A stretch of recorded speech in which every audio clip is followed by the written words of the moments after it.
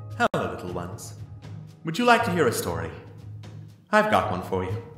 Of dungeons and douchebags. Long ago, the land of Irion was governed by many majestic empires. The humans of the plains, the elves of the forest, the Oreads of the mountains, the Merrow of the oceans, and the kobolds and Okiti taking what was left. But, as is so common amongst all with darkness in their hearts, those who had power would not be satisfied until they had more. War broke out, alliances being made and broken in a second, as the once civilized races slew each other in droves in vain attempts to get one more seat of power. The kobolds, on the brink of annihilation, sought out a new draconic god who would protect them. Instead, they found Jogotha.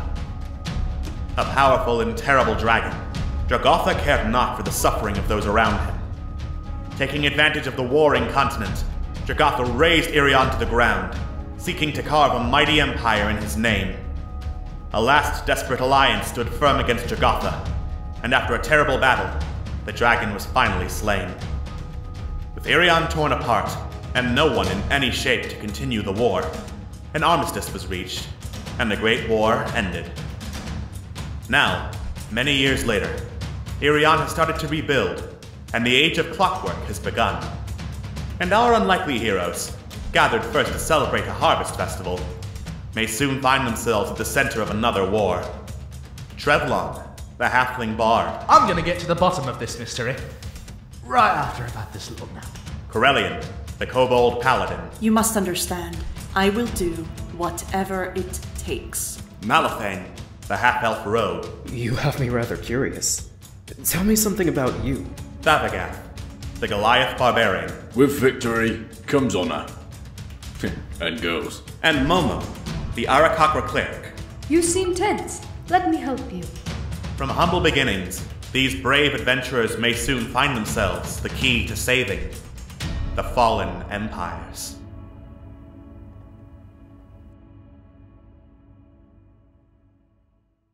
Last time on Dungeons and Douchebags, Fallen Empires. Our heroes were cornered by the Page Golem when Trevlon received a mysterious vision, implying that within the Rogue's Dorm and the training room were gems that could control the Golem. Thinking quickly, they narrowly escaped the jaws of death. And after confirming with their ally, Annabelle, that the statue in the training room could theoretically be used to issue commands to the Golem, our heroes went to the Fighter's Dorm, where they recruited another ally, this one a direwolf by the name of Misha. Before confronting the rogues at the Rogue's Dorm, and telling them that it was either work with them or wait to die at the hands of the Golem. After a series of strange and chaotic events, drawn as if randomly from a deck of cards, our heroes finally climbed the statue in the middle of the training room and placed the gems within, summoning the Golem for a final confrontation. Our heroes fought valiantly with all the tools at their disposal, before finally striking the malevolent Golem down and saving the Academy from destruction. Our heroes took a brief moment of rest before going to one of the professors at the Academy and getting their award, as well.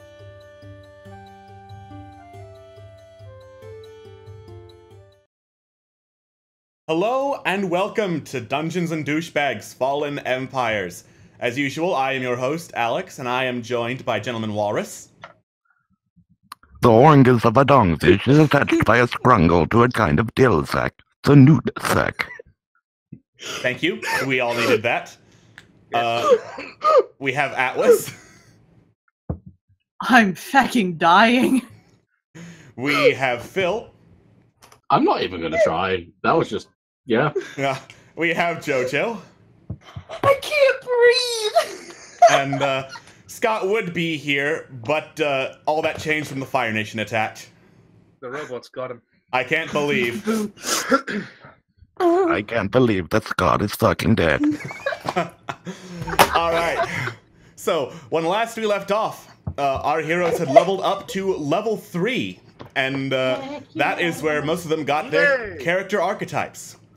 Scott isn't here, but I will just say he got the Mastermind archetype that is in both Sword Coast Adventurer's Guide and Xanathar's Guide to Everything. Savagath, I believe you are the Zealot Barbarian? Yeah, Path of the Zealot. Path of the Zealot, yeah, he is a warrior of the gods. Momo for clerics, they choose their archetype at level 1. Momo is a light cleric. Yay. Karelian is Hello. a paladin with the Oath of Vengeance. Of course. And Trevlon, I believe you took the College of Lore. I did indeed. Nice. That is what they got from defeating the Spellbook Golem at Penmia Academy. And you are all about to return to the Fiery Grog Tavern and return there for some rest. But before the stream, we got enough bits to draw 3 cards from the deck of magic things. Oh god. Well, fuck. Well, fuck indeed. Who wants to go first? Phil, you said you wanted. Tribute. I'll volunteer as well. But I like cards. Hey, thank you for this spicy subscription, Draco. Wee. Subscription. Okay. All right. Oh yes. Yeah. You're gonna take one as well, Phil? Yeah, you are. Yes, there you sir. go. I've got one. I've got one. Draw the card. What is it? Oh, this looks concerning. All right. Okay, that is the marriage. Oh no. I'm concerned. Oh. Hey, audience. This one involves you. Uh-oh. As I scroll down to see the details. Trevlon, you have to flirt with the audience, and then they'll rate your flirting 1 to 5. Oh no, I'm gonna And get be flustered. And be honest, because if you all just say 5, even if it's terrible, I will not have it do anything. Okay, I need to psych myself up. All right. Okay, how long do I have? Do I have like 5 seconds? Oh shit. Yeah. Okay. All right. 9, 8, 7, 6, 5, 4, 3, 2, 1. Well, I gotta say, Twitch chat, you guys, whew, my goodness, taking the tap off, I need to brush it off a little bit and then put it back on my head because, good God, never have I seen a chat so beautiful. All right, chat. On a scale of 1 to 5, rate that. 1 is the worst, 5 is the best. And as we're resolving that, Phil, you drew a card too? I did, and I fucking hate it so much. This is one of the ones Insanity Potion gave! It's the Thanos! Yes! It's fucking Thanos! Does that just mean fucking a beefy boy here dresses up as Thanos for the rest of the thing? Please tell me it's as simple as that. No, Oh god, then. somewhere out in the universe, you hear, "Ah, yes, good. Finally, an Infinity Stone in my hands."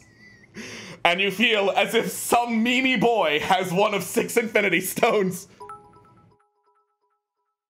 Wait, does that mean if we draw this thing 5 more times? Sorry. If we draw this thing 5 more times, does Thanos just fucking show up? Is that what's going on? I was given carte blanche to do whatever the fuck with Thanos. Fuck. Alright. We need 2 more cards, thanks to the donations of bits from, I believe, Draco and Kyle. Thank you, guys. I drew one, but I can't move it. It's stuck on my avatar. That is weird. I'm not seeing it on my end. I'm scared. Can you see what it says? It says the Rakasha. The Rakshasa. Okay. The Rakshasa is an interesting one. I can't get rid of it. Oh no. Refresh the page, maybe? Okay. Alright, the consensus for the flirting seems to be around 3 for the flirting. Okay, then. I'm scared.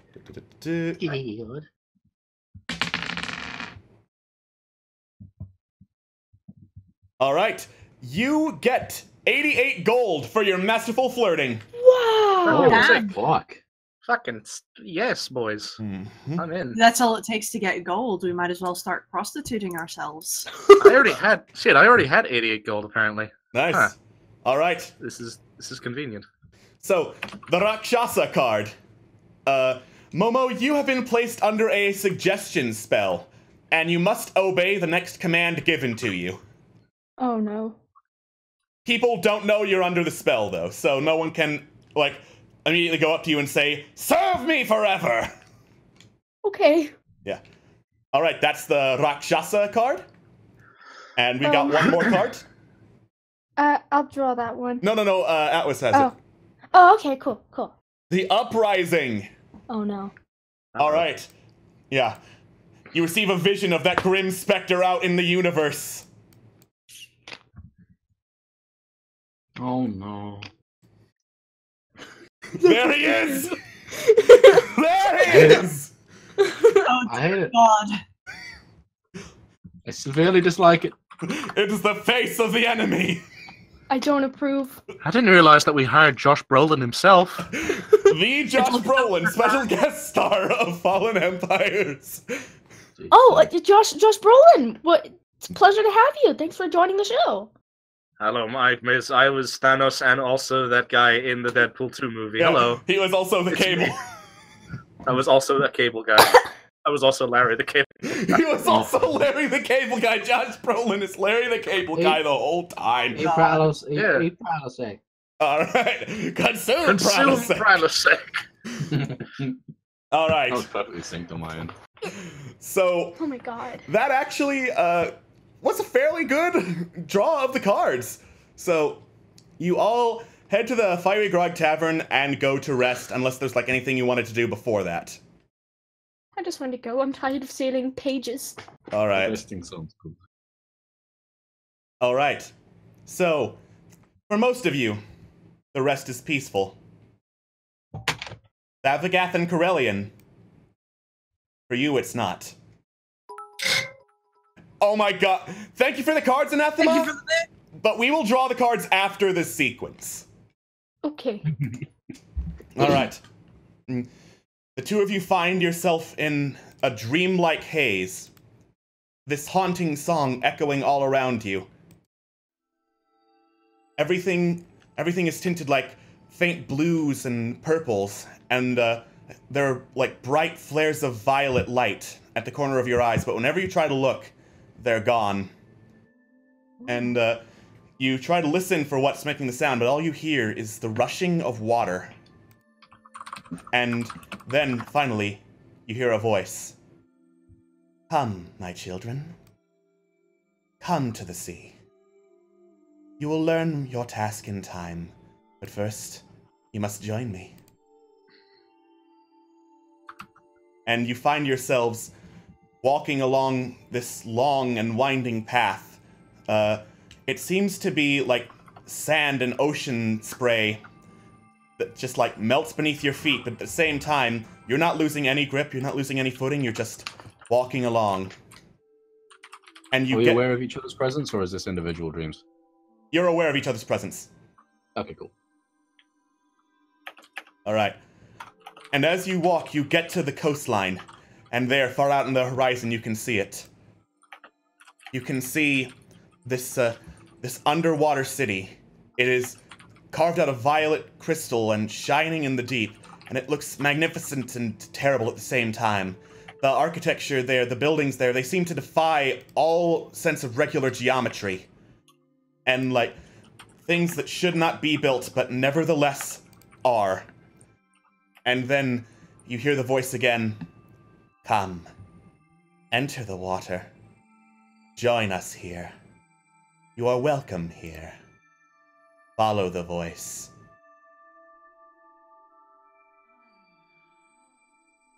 And then, the both of you take more steps into the water and hear a loud splash, and then a far-off voice that finally comes into focus. Hearing, as you finally hear, "The fuck are you two doing?" As you wake up in the middle of the night, in the middle of the water, at the dock of Port Mirandu, gasping for air. Oh, fuck. Shit. Gasping for air because we're drowning, or because... Yeah, you are fully immersed in the water at the dock, and you cannot breathe water. Fuck that, I'm getting back on land. Tooth and claw. You know, I was gonna try and save you, but fuck you, then. It's the same. Just try and claw myself back. The The both of you can actually swim because you have the Mark of the Deep giving you a swim speed, so you just hurriedly swim back up and gasp for air as some fishermen stare at you, wondering what the hell is going on. Oh, fuck. What were we doing? Apparently, walking off the damn dock and dropping into the water.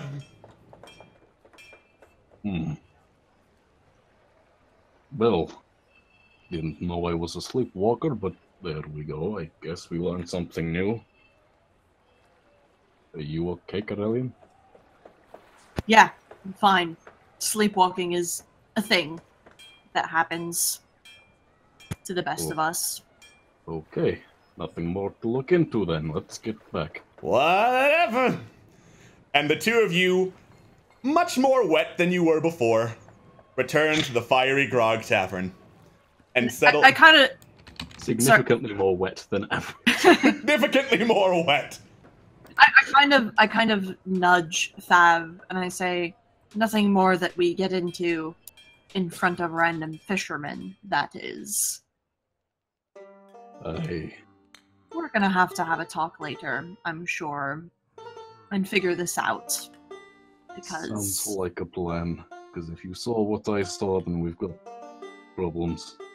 I'm fairly sure we both saw the same thing, and drowning in a dreamlike haze is definitely not on my short list of ways to die. In fact, there's only one thing that makes my short list of ways to die, and this is definitely not one of them.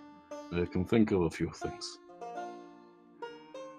I would have questions, but yeah, let's get back. All right. Let's head back to the Fiery Grog. You head back to the Fiery Grog, and it's the middle of the night, so some of the hustle and bustle has died down, and you're able to make it back to your rooms without much fuss and just kind of like crash on what little bed and floor space there is available, since it's 5 people sharing one room. Are we still wet? Yes. Good. Yes, you are just sleeping in puddles now and kind of like soaking everything beneath you. You might be an animal, but I'll at least take off my overcoat and armor and wring it out so as not to wake anybody else up. All right. Okay, so that being done, morning comes and you all wake up. Except for Malifane, who seems really tired out by the events of the academy and being shot multiple times, so he's just sleeping off the injuries. And being flickered in and out, too. Yep. Yeah. He'll be fine. He's fine. He's It's fine. fine, don't worry about it. All right.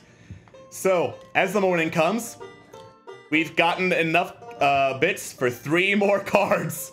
Oh, Jesus. Fucking tasty. I drew the last one, so do you want to just go down the line again? Go down the line, I would say. So, like, Phil, Jojo, Walrus. Oh, boy. Yeah, Walrus. You go first. Alright, fuckers, here we go. I got an ant. Oh! You got the Queen Mother. All right. All other players must draw 1 additional card from the deck, or you will not trust them. I have no quarrels with that. Okay. Do I have to also draw a card? Nope, Okay, you're good. quick question, but can we just talk about the art on that card and how a fucking ant had tits? Yes, it boobies, didn't it? Wait a minute, the ants definitely had tits. Momo, quick, draw a card, otherwise... Yeah, let us not talk about ant tits in my stream. My sincerest apologies, oh voice from above that dictates our every move. Yes. We can't talk about ant breasts anymore. It's concerning. So, ant breasts are off the limit, but fucking Vor's fine. Draw a fucking card. Show your cards. All right. You got the owl. You got the owl. On your next rest, that will give you a vision of the future. Oh, sweetness. I also got, this is the second draw, this thing. That is the idiot. I mean, so... No effect on you because you're not a spellcaster. Aw. You know, I almost expect you to say no effect on you because you're already a fucking idiot. I was like, yep, I agree. Your words, not ours. All right. Jojo, have you drawn a card? No, You okay. should've. You gotta draw Okay. them 2 cards. You gotta draw 2. Oh, okay. There's 1, and then there's 2. All right. So the first one is the beating. Oh no. Yeah. All right. So, Momo, you wake up to the sound of like this rhythmic wham, wham, wham sound, and you open the door, and there's a group of skeletons outside the room, just kind of staring angrily at you. Oh shit. Hello. Whoop, I deleted the wrong one. The dance. Your next check will automatically succeed if you sing about it. Okay. Oh yeah, I saw one of those left, haven't I? Cool. Yeah, you got that one last time. Yeah. What do I do? Presumably tell those skeletons to go. Tell them to fuck off. You did a great job with the golem. You'll do great with this. Sing at them to leave. Yeah. All right. I'm not the best at songs, but I'll do my damn You best. follow the god of song, Momo. Listen. You are a literal bird. Nothing is just going with me, isn't it?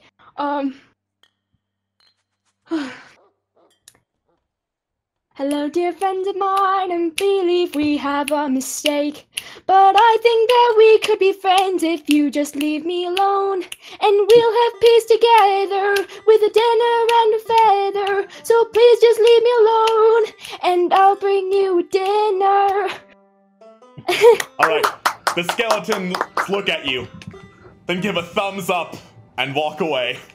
Oh, yes! That was amazing. We knew you had it in you. You did a good job, kid. Congratulations, that's the first time anyone has successfully escaped the beating. I can't breathe. I just get on the floor and I just roll back and forth, and I just get in fetal position. Get up. Nothing to be ashamed of. Be proud of it. You did good. Come on. I should mention also, Trevlon is at this point at the bar, at the table, as is customary after writing a humongous piece of literature that he's just done. Oh, of course. He did that. Yeah. I just want to ask, since Karelian just told Momo to get the fuck up, does that count as the one order? Yes! Yes, it counts as the one order! God damn it, you ruined it. I had something planned. Listen, I wasn't even thinking about it because I didn't know because I wasn't magic. Can we have that not count? Or does it have to be that? Technically, the first order was tell them to go away, so you immediately... Oh, so I did it! Oh, Okay. shit. Yeah. Oh shit, okay, fair enough. Oh, do you want my card? Yes, I do! What? Alright. The Mountain Man! Oh no. Oh, he's beautiful. By the hand. Alright. He's so big. Mountain Man. Mountain Man, Trevlon, Mountain as you sit down at a table and get a drink after a nice day of writing what you think is one of the best pieces of your career, we hear a crash, and then a dwarf bursts in through the wall, then gets back up, looks at the ale you have, and yells, "I'll have 10 of he's helping!" And takes the drink from you and chugs it down, then yells, "I guess 9 now!" Does this dwarf look at all familiar? It's the Is exact it the same dwarf from last time? It's the exact same dwarf who burst in at your meeting with Mork and Lionbelly. Excellent. I love this man. I must say, you have a real talent for coming in at exactly the weirdest time. It's 11! I love him. Alright. You know what? That's fine. I'll pay for another drink for him. He amuses me. Nice. Okay, great. You hand over the money for another drink as the dwarf just starts chugging and says, "Yeah! I like yeah!" How much would that be in copper or gold? Or how much would that... Or anything? Ale, I think, is like 3 copper. You can easily afford it. Yeah, with all that cash you got earlier. Yeah. for being a sick flirt expert. Heck yeah. And by that I mean I got a 3, and I'm damn proud of myself. It was did very good. in character. I got very flustered. Oh. Not really. Don't take me seriously. Okay. Wolf Job got nothing on you. Wolf Job got nothing on Listen! you. Alright. So, the day is yours in Port Mirandu. Right. Well, I don't know about you lot, but I need to stop by my own guild offices and pick up some materials. So, That as is well as basic- pay my dues. Alright. That is kind of exactly what I was going to do, except to my guild. And I was also, well, I was also going to say we might want to pay Glinquanol, now that we know his name, a visit. Oh, that's true. I am curious to find out more about him, now that I know for a fact that he may or may not have killed his wife. Trevlin, I'll go with you to the guild. It might be better if I sit out on the Glinquanol visit, if it's all the same to you. That's fine. He doesn't take very kindly to me.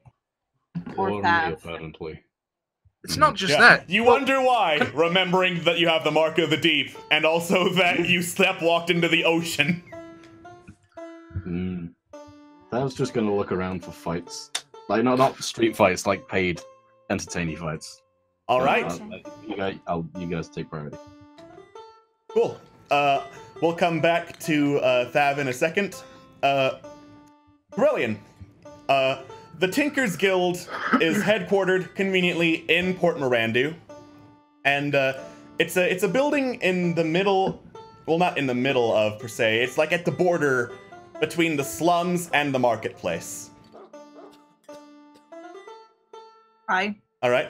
So It's fine by me. you go in there, and it's not hard to spot. There's all sorts of like gears and pipes attached to the guild, and so there's always this clanking and occasional whistling sound that comes from the building, even though it's really small for a guild hall.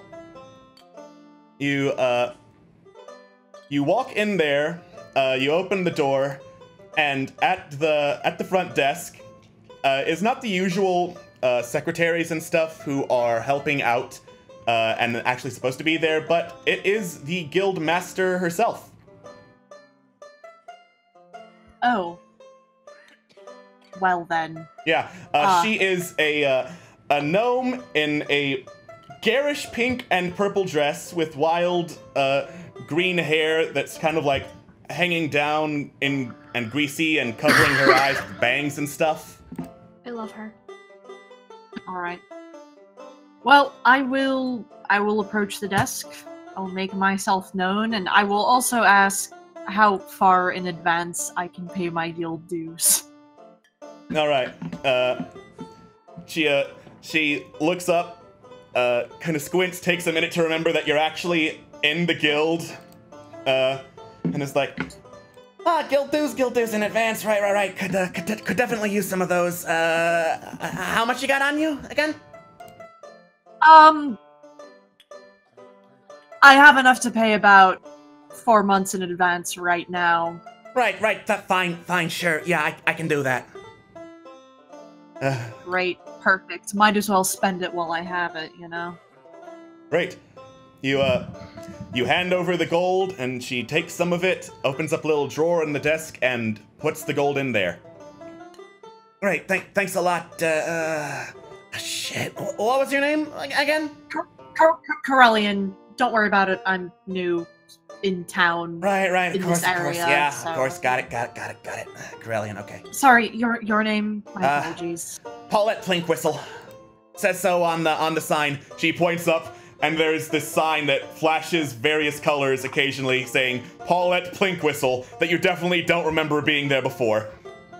You must forgive me, Paulette. I am an absolute dolt who apparently does not notice things.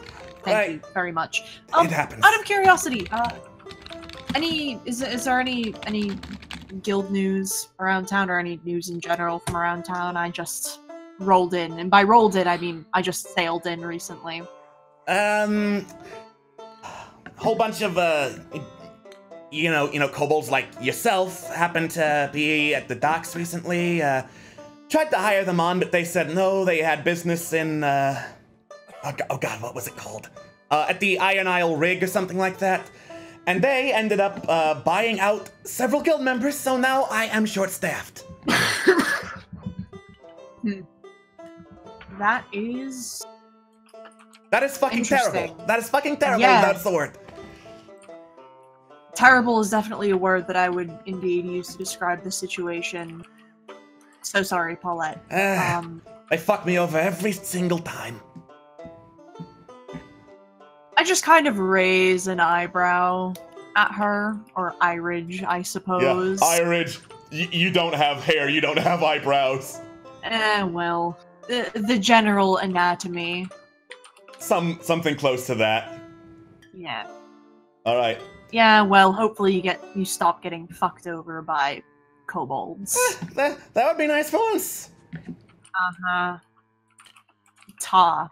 And I leave. Whatever, bye. Alright. And so, you head out. And before you do, though, she says, oh, wait, shut up! Forgot. Yeah, and then she reaches through another desk and, pulls out an envelope. They sent a letter here. It's addressed to, I think, Karelian, so probably it's for you.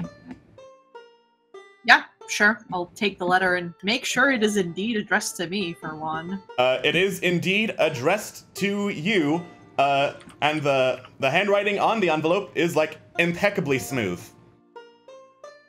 Interesting. I will leave the guild hall so as not to read the letter under Paulette's prying eyes, but I'll open it just outside and take a look. Alright. You open it, and it's a rather simple message. It just reads, Karelian, have heard about what you've been doing in town. Sorry, hold on. I've heard about what you're doing in town. Is Fiery Grog acceptable place to meet? We'll be there this afternoon. R. And that is the letter. Acceptable as any, I suppose. I will stow the letter, and I will make sure that I am at the Fiery Grog in the afternoon. Alright. So, you store the letter, and now you are at the market/slums area. Is there anything you want to do before heading back towards the tavern? Yeah, I wanted to pick up just some general, like, artisan supplies, things to work with in my downtime. Artisan supplies? Okay. Wire, filigree, enamel, stuff like that. I like to work with my claws. Oh, exactly. Maybe make some, of course. Sell for some money. Probably the best place you would be able to find that would be the general store. All right. As I go and look up their enemy to make sure I'm not just making that up.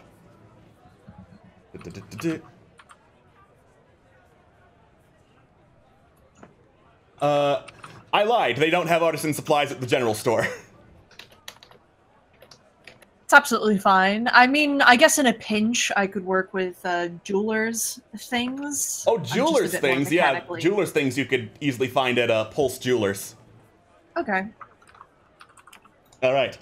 You approach the store that Thavagath was at earlier, and as before, it is being staffed by a very flamboyant tiefling who looks at you as you enter and says, welcome. I guarantee I am going to have whatever you are looking for, my friend. So, what exactly is it you're looking for?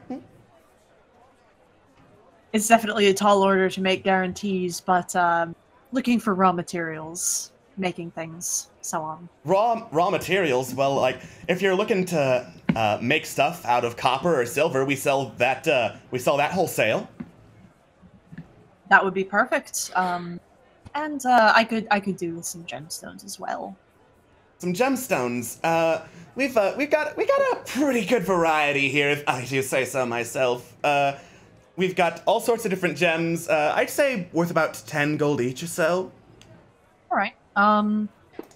I will take probably. I'll take a pound of copper and silver each. Do you have it in wire form, just out of convenience for myself. I don't exactly have a forge. Give me 4 hours and I can get it to you in wire form. Alright, I'll be back in 4 hours. All right.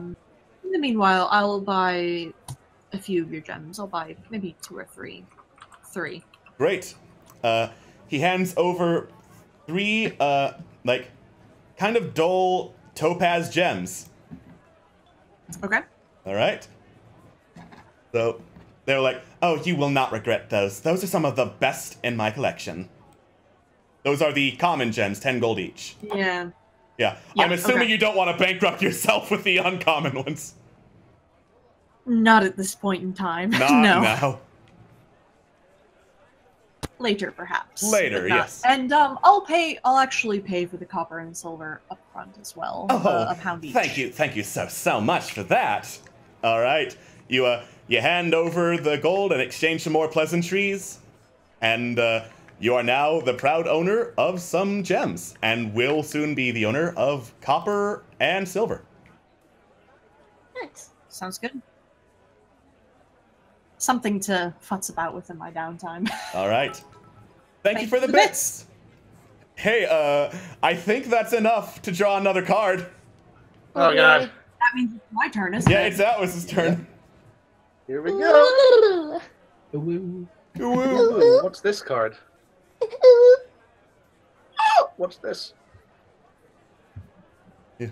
What's this? Fuck. Oh, What is this? That's the avalanche. The avalanche. Again. Oh no. Draw 2 more cards. Perfect. Oh Ah, boy. You whiz. All right. You got the Teamster and the Juggler.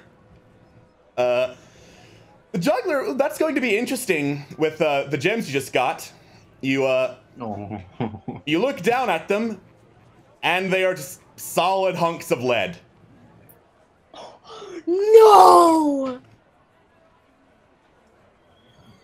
All right. Perfect. Perfect. Exactly what I expected. At least I can do some work with lead. All right. So then, gold.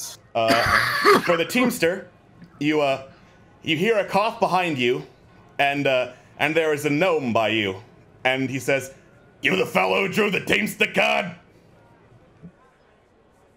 I suppose metaphysically one could describe myself as one who drew the Teamster card, although I don't know if that really applies in the day-to-day dealings of this land. Yes. You talk a whole lot. Anyway, hi, I'm the Teamster. I'm gonna help out with whatever skill roll you make next, but then I go on break. That's the union rules. I do know a thing or two about unions. Mechanic-wise, the Teamster gives you advantage on your next roll, no matter what. Heck yeah. Nice. Cool. Sick. All right. Then after that, we're going to switch over to Thavagoth, because that should be fairly quick. All right. The best place to find like professional fights, Thavagoth, that you found would be in the stage that was used as an arena way back at the Beer and Wine Festival. Right now, however, you see a sign outside advertising there are actual shows going to happen. The one that's at the top spot is Soliloquy number 3. And outside, you recognize your manager, as I pull up his name. You recognize your manager, Julian Jeremier, standing outside, looking around, talking to people, and he's got a really nasty black eye. Julie, what happened? Hey, thank you for the spicy subscription. Thank you for the subscription. Thank You know, Yeah. for a second, I That's thought I was spicy. doing Julian's voice. No. I was like, oh, wait. Hold on. Oh my god, I thought that too. Okay, so, but yeah. All right. Julian turns to you and says, "Thav, baby, it's been forever. Don't worry about this. A couple people weren't too happy that both Bogan was a no-show. Gave me a little shiner. Wanted some money. It's fine. Just fine. Don't worry about it." Where? Probably out of town by now. Left on a boat or something. I don't know. I was unconscious for those last 4 hours. Do you remember a name? Unfortunately, here's the truth of it, babe. Outside of this circle, I deal with thousands of people. I cannot be expected to remember every single name. It's fine, don't worry about it. I can take care of myself, Babby. Okay. If you're sure. Yeah. Well, let me make it up to you.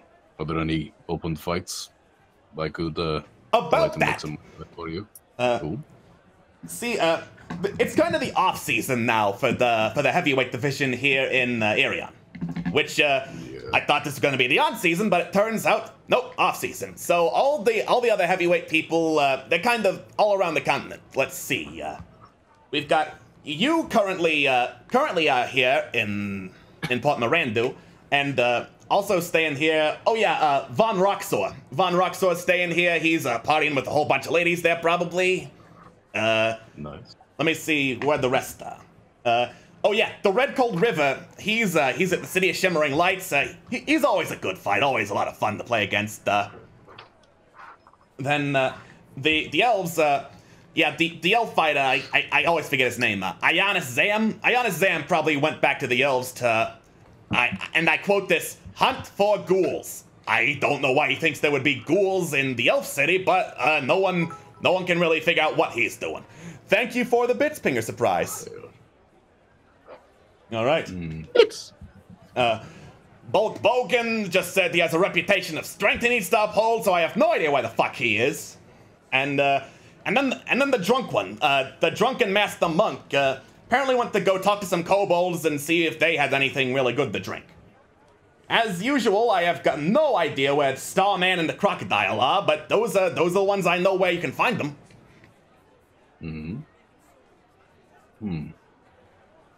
Okay, where was that first one, the partying, where was he exactly? Von Roxor? Yeah. He just said in Port Mirandu. In Port Mirandu. With a bunch of ladies. Okay, where are the the closest brothels and houses of that nature? The most notable brothel in Port Mirandu would be the Tall Snake's Pub. Tall Snake's Pub. Okay, that gives Julius a hearty pat in the back, flips him a gold coin for his the black eye he got, hopefully some kind of compensation. Yeah. And then much appreciated, much appreciated. You never need any more advice about the fighting ring, you just let me know, okay? Will do. Then I head over to the that brothel you mentioned, the snaky thing. Thank you for the spicy subscription. Thank you Thank for you so blessing me. Yeah, we're getting a whole lot of spicy subscriptions today. It's tasty. All right. You head over to the Tall Snake's brothel, and the sign outside is some painted snakes coming out of a stylized pair of trousers. So you immediately know you're in the right place. Classiest establishment in the land. Classy. 10. You open the door and are immediately surrounded by giggling strippers. I'm not going to mince words. They're strippers. Yeah. Oh, Yeah. ladies. Ladies. With several shirts completely missing, mostly among the dudes, but there are a couple of actual employed strippers there who are missing most articles of clothing. Excellent. And towards the back, there is this tall, skinny, but like ripped man. He's got like a 10-pack at a booth, chatting up 3 different human ladies and 1 dwarven lady. Ooh. Man of class, I see. Mm-hmm. Okay, that will just like politely scoosh his way over to the booth and politely cough to get his attention. He looks up. Wait, oh, sorry. Does he recognize that that's the guy I'm looking for? Yeah, that is Von Roxor. Okay, yeah, figured. Okay, but yeah, so he does the thing. All right. He looks up, he looks you over, and says, Thavagath, babe, not that I don't appreciate the company, but as you can see, I'm a little bit busy. No, I appreciate that. I won't take much of your time.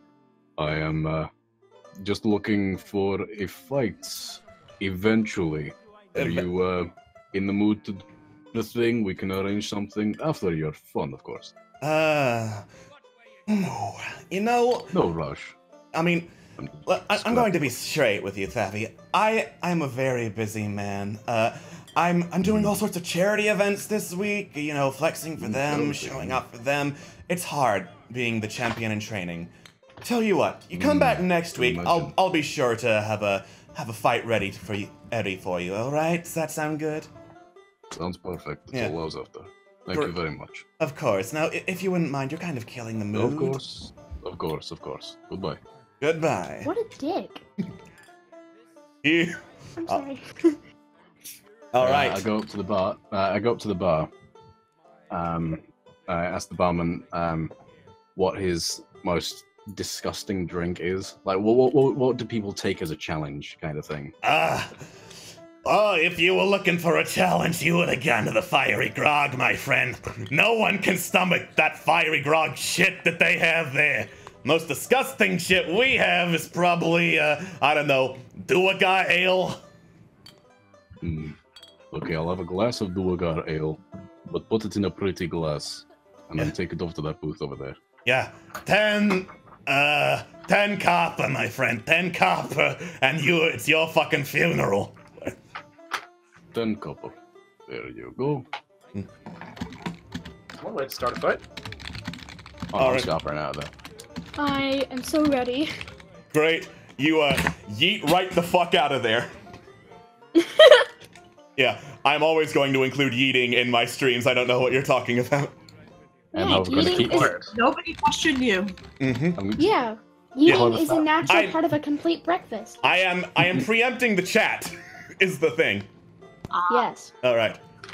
If you don't like yeet, you don't like this stream. That's the rule. Okay. So, You don't like yeeting, you don't like me. he yeets out of the general vicinity, but is still in the bar and kind of just hiding around the corner, just to snickering to himself and looking over to the booth, watching the whole thing unfold. All right. If it all does.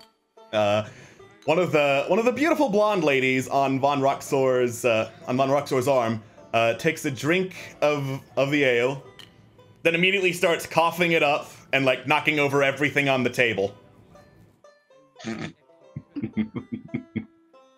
My work here is done. All right. I kind of just leave.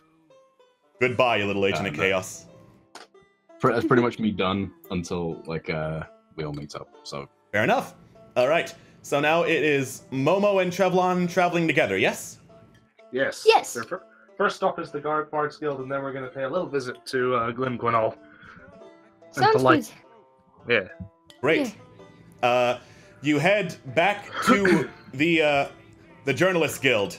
As usual, it is busy with multiple like humans, half-elves, and half-orcs just running around, writing and drawing things, submitting stories to other people. And at the back is the boss's office. Ah, boy. I'm sorry, go ahead. Trevlon reaches into his satchel and takes out his story that he's worked extremely hard on. Looks it over once over just to make sure that he is sure that it is good. He nods, takes a deep breath, and knocks on Golmet's door. Momo quickly licks his hands and just like peels back his feathers and his cheek feathers so he doesn't look buffed up on accident. All right, you knock on the door and hear, "Get in here!" Oh no. Trevlon has a little gulp and opens the door and walks in. All right, you open the door, and as usual, the rotund, angry-looking man who runs the Journalist Guild, Golmet Gadongo, is sitting at his chair, leaning back in it, just kind of glaring at you two. Morning, boss. How's the day been? Fantastic to hear. Okay, I've got to say, I know that you weren't exactly happy with my last article. Gotta admit that. But I've written something here that is actually based on true facts. Did you hear about how the what was it called actually? Like the actual place?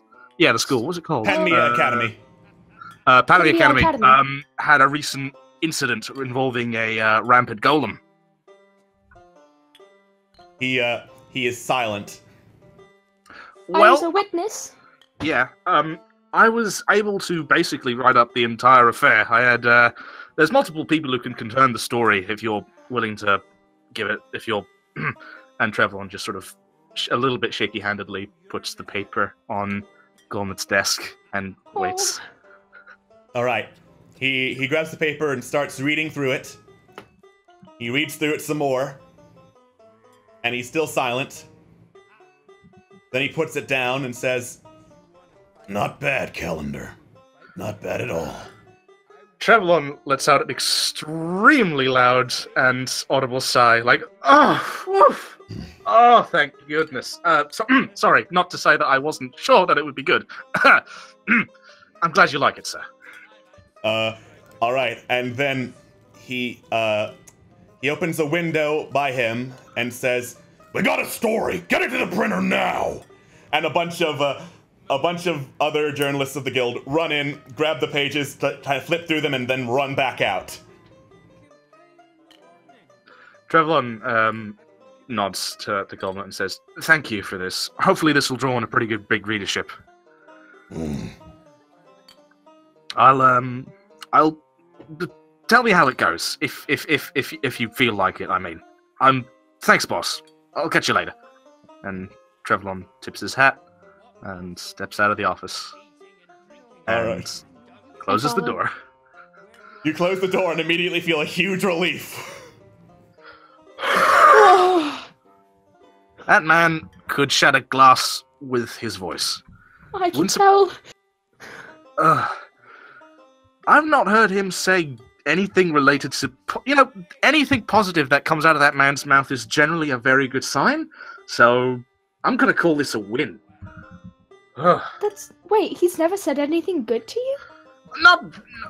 Okay, long story short, there's a reason that I'm actually working here, and it's because of him. I was, funnily enough, wasn't always the best journalist in the land, haha. Didn't always have a job or a home. For a long while I was trying to write my own things a bit freelance-like, and, well, without Gormut I wouldn't exactly be here. He picked up a story, said it was not bad, and then hired me. And that's kind of why I'm staying here. I know that Gormut might look absolutely terrifying, but... That's an understatement. I trust him. As much as he seems absolutely scary and definitely threatening,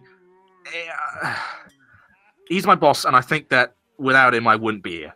So I have a debt to him, as well as a general respect. That's why I don't, You know, I've been friends with you for a short time, and that time has been a pleasant adventure. I watch as you do your job, finding things that people want to read about, and I believe that you're the most efficient at what you do. You find things that people want or need to know about, get as much information as you can, and you almost get freaking killed for it. And for the damn article. And Trevor at this point is like just taking off his hat and sort of chuckling to himself and sort of taking it off and sort of kind of looking at it, but in like a sort of wistful way. Like he's not actually focusing, he's just very sort of he's quite embarrassed and pleased at the same time. I appreciate that. I think you're very taken for granted, if you get what I'm saying. Perhaps. You don't exactly, what's the word? In my experience, good people don't always get told that they're good. And I think that's a shame. It is, it really is. I'm not upset or anything. I'm pretty happy with my work, and I think that's what matters. And if you're talking about somebody who gets to the facts, there's a reason Gormut's at his position. That guy, he's been a bard and a writer for an extremely long time. If I ever want to, be good and get better, my hope is that one day I get to his position. That's the dream. Then I'll be pretty satisfied with knowing or hearing the idea that I'm, as efficient as possible. Well, if you ever do, which I believe with all of my heart that you will get to that position, no offense, I hope you're not as, well, pardon my horrible language. I hope you're not as much of a cunt as he is. No. Get some inspiration, Momo. Yay! Trevlon is at this point trying to stifle his laughter extremely hard because he's literally right outside the office and is smiling violently hard and just looks at Momo and goes, "Gotta be honest, I have never had so much fun as I have sticking around you blokes. So hopefully we stick together for now. God knows I'll be missing you once our time together is over." Momo smiles really wide and it's super adorable. I can imagine. Right. So I'm going to quickly check my desk and see if I've got any, letters or anything like that. And then we're going to chat to Gunkarol and see how he's doing. Sounds good. Trevlon, with an extremely large smile, heads over to the desk. All right. On your desk is one notice. The notice is saying, "Hey, you have been assigned to the City of Shimmering Lights beat. Get me a story there. The last people who sent there have not shown up for work." And then there is a letter addressed to you with impeccable handwriting on the outside. I take it and read it. What does it say? It reads, If you don't mind my asking. "Trevlon Bluequill, have heard about your adventures in town. Is Fiery Grog Tavern acceptable place to meet? We'll be waiting there this afternoon. R." Well, it looks like that we may have a sort of, we have... Someone wants to meet us. And I'm not... Interesting. Is that a good or a bad thing? Well, the handwriting's nice at least. So that implies that they could put a little bit of care into writing this. And again, they might just be writing very well and then stabbing us in the throat once we get there, but I don't think that's a good thought to have! Fine, it's fine. Shh, don't worry about it. In any case, I think they're expecting us in the afternoon, so let's hurry over to Glenquinol and ask him some stuff, and then head back to the Fiery Grog Tavern, because that's where they're expecting us. Alright, on the way, maybe we should write down the questions we have so we don't stutter, and maybe embarrass ourselves in front of him. Whoever they are, I'm sure they'll be nice, question mark. Maybe they won't, maybe they will, but in any case... Maybe, I hope so. We'll be fine. Praying. Yeah, I hope... I'm sure this will go. This will go. Yeah, that'll be enough. Right. Yeah. Let's go chat to Glenquinol. Let's go. And we head towards the prison. The jail. Yeah. All right. Is it a jail or a prison? What's the difference? What? I think there is a difference between jail and prison, and I don't know what it is. I mean, it exists though. This particular one is the citizens' jail, where you just pay people to hold other people, and it's probably not legal, but who cares? You're not gonna argue. As long as they're holding on to him for us. Yep. You get back to the prison. Half-orc lady is still at the front desk. She looks over and says, "Oh, you're back, huh?" Yeah, we've got a few more questions for our buddy downstairs. Whatever. Shit, actually, do we have any food on us? Do I have any food on me? I think I have a little bit of the bread left. We might as well give it to him once we arrive, show that we're not coming in there to, destroy his mind or anything like that. Yes. Not yet. Not yet? Oh, that's frightening. Anyway, let's go downstairs. Or down a rope, as it is. All right. You go into the prison and head down the rope that goes into the pit in which lies the armoire of invincibility that you have locked the Rat King in. Mr. Rat King, are you there? You hear, "What is it now?" We just have a few more questions to ask. Nothing too big. We brought bread, in case you were feeling hungry. They don't open this door. Of course I'm feeling hungry. You can have as much as you like. All right. Yeah. Great. You hand over some of the bread, open the door, and he just because his hands and feet are tied, he's just kind of biting into it and headbutting the bread, trying to get at it. Sorry about all this. Can I hold it up to him with a stick? Oh god. I'm not an animal! I don't want you to bite me! Alright. He's just kind of glaring at you for, like, holding the stick and waving the bread in front of him, and he's not eating it right now. Oh. I put the stick down and just back up. Okay. Great. You back away, and then, he stares at the two of you. What do you want now? We just have a few questions, because we believed we learned a little bit more information about a certain well, Trevlon, you were the one who wanted to ask the questions. we were recently in Padme Academy, and we were having a look around the library because there was an unrelated incident to do with a page golem trying to destroy people there. It was fun. We dealt with it. While we were looking around for ways to get rid of it, I found this. And Trevlon takes out Glenquinol's book. Wasn't I holding on to that? Well, weren't you? Who was I think I holding on to was. that? Well, okay, fair enough. I motioned for Momo to take out the book. I take out the book and I give it to Trevlon. Alright. I flick through, and I look at there's a picture of him in there, wasn't there? There is indeed a picture of him. He looks through it, he looks over it. I thought they destroyed all of these. This was located in the dark section of that place, so they must have thought it was useful enough to keep around. While we were there, we learnt a little bit about Glenquinol. Does that name sound familiar to you? He is quiet. Can I roll persuasion to see if I can make him own up? Yeah, sure. You get the feeling that you just need to keep asking him stuff.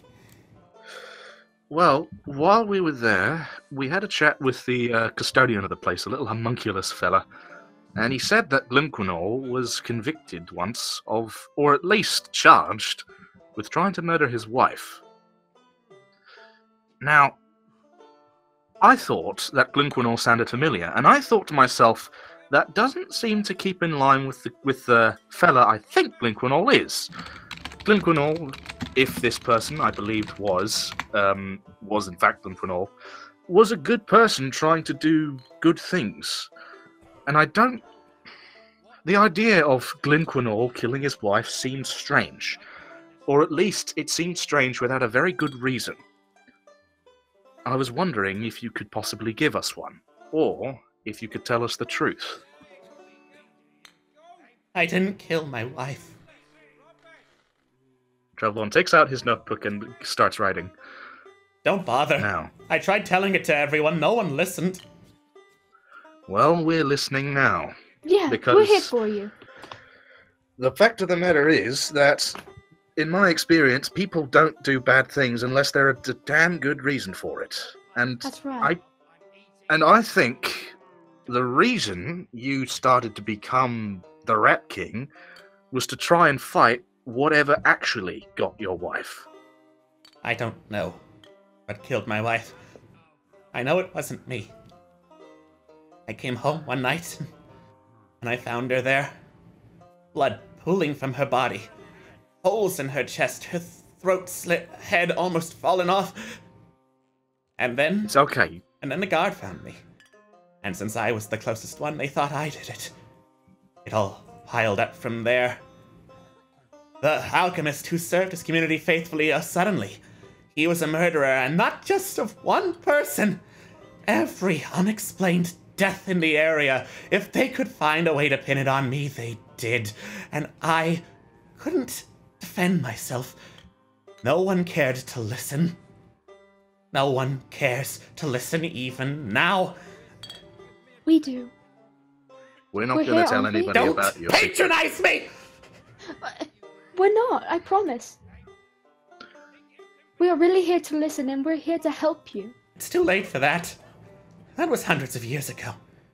Even if you told the world what happened, no one would care. They would think I was just some crazy person who cheated the justice system, who got away from killing his wife. If there's a way we can prove that you're innocent, is there? We'll find it. It was hundreds of years ago. That Whoever doesn't did mean it, there's still whatever not a did chance. it, is probably long dead. Forget it. Unless You'll never they're be an able to elf find like you. justice. Glenquinol, did you have any enemies at the time? Any organizations that didn't like the work you were doing? Because it may not be a single person. It No. might be a whole group of people. No, of course not. I dedicated my life to serving and helping those around me. I wouldn't Are you have sure? anyone who hated me. Would you have any suspicions as to maybe even a slight dislike towards you? I've told At you all? already! No!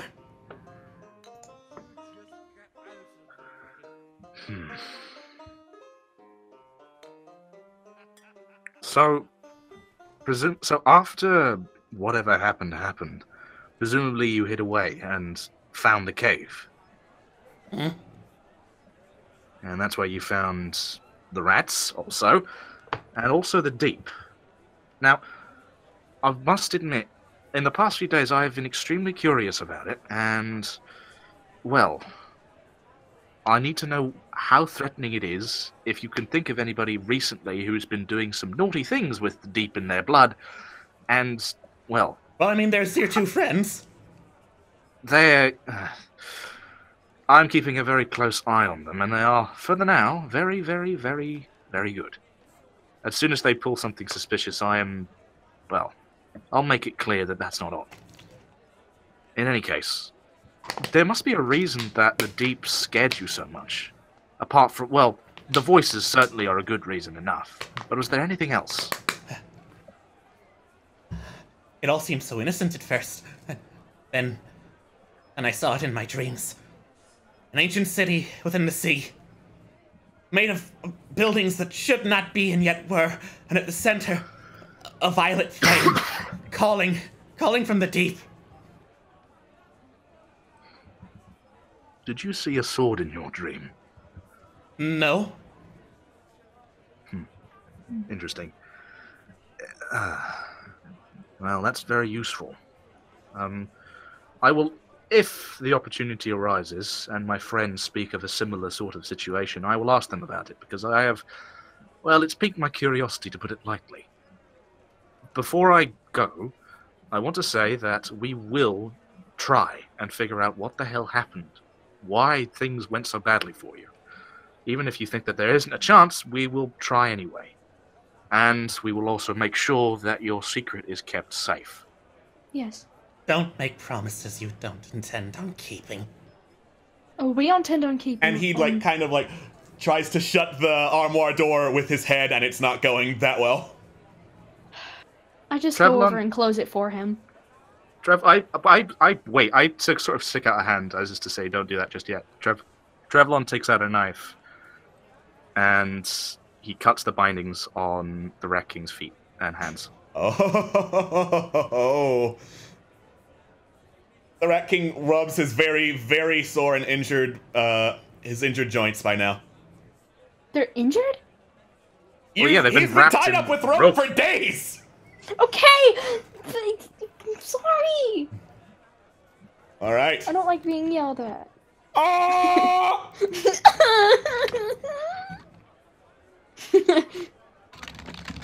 Would you recommend that I heal him, just so he's not in any more pain? It's more soreness than actual hit point damage. Oh, okay.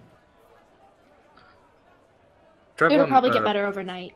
Trevlon looks at Glenquinol and says, I'm doing that partly because I am annoyed at the fact that you are still trying to eat food with just your head, but partly because I don't think you are an evil person. But I'll say this. If you ever get out of here, you've got to promise me that if you do try and fight the deep, you come to us. We want to help you, but we can't do so by force, by war. The only way we can even try to stop this is by understanding it first. Just going doolally and just smacking everything that stinks of it, we'll lose, and they'll win. Because if it's, if it wasn't already clear, whatever this thing is clearly better at fending itself than we are at attacking it. So... And how exactly would you propose I find you? Give me a note. I have an office in the Journalism Guild. Say... Oh, You'll yes! have to probably... Escape from prison and then just hand you a note! That's going to go well! I have an idea. What about a symbol? Like, you could draw a symbol on the ground or anywhere, and we'll find it, and then we'll come for you. And we all meet somewhere. I have an idea. I like... Let me think. I was just thinking. You probably... If you go out in daylight, then will they recognize you as Glinquinol as the way you are? I've got no idea. I haven't seen daylight in years! Then that's probably a good chance that they won't recognize him. In any case, do I have any sort of, like, cloth on me? Or anything that I could possibly makeshift into a sort of hood? You've got Oswald's magnificent vest, but you're using that. Yeah, I am. I pass Glenquinol 26 gold, first of all, and I say, once you get out of here, and I will see if I can not reduce your sentence even. Try and find a place that you can buy a cloak. There are loads of places in the back streets of Irion that don't really care how you look. Who's that Skaven that I was talking to earlier? The rat? The Okiti. Yeah, the Okiti. Oh, I'm thinking of Warhammer. Jesus. Yeah, don't sue Games Workshop. I'm sorry. Don't sue Games Workshop. We love you, etc. Yeah, the Okiti. Do I remember his name? He did not give you his name. There are places in this town that you can find people who will hide you, that know the ins and outs of the back streets of this place and can keep you hidden. You'll also have to make sure that you don't give your actual name, but I don't think Rat King as a name is going to be acceptable. Well, partly because people get offended at the idea of... Well, partly because... Is there an actual king in Irion? No. Partly because the idea of kingship is a bit weird around here. But also partly because, as a name, it's not really a name as much as it is like a grandiose villain title. And we're trying to change that. We're trying to reform you and make you an outstanding citizen trying to save the world and all that sort of jam. So, let's think of a different name. That's not Rat King. Well, I for one like Rat King, and he's just kind of like looking away and pouting. It's a brilliant name, just Glinquinol.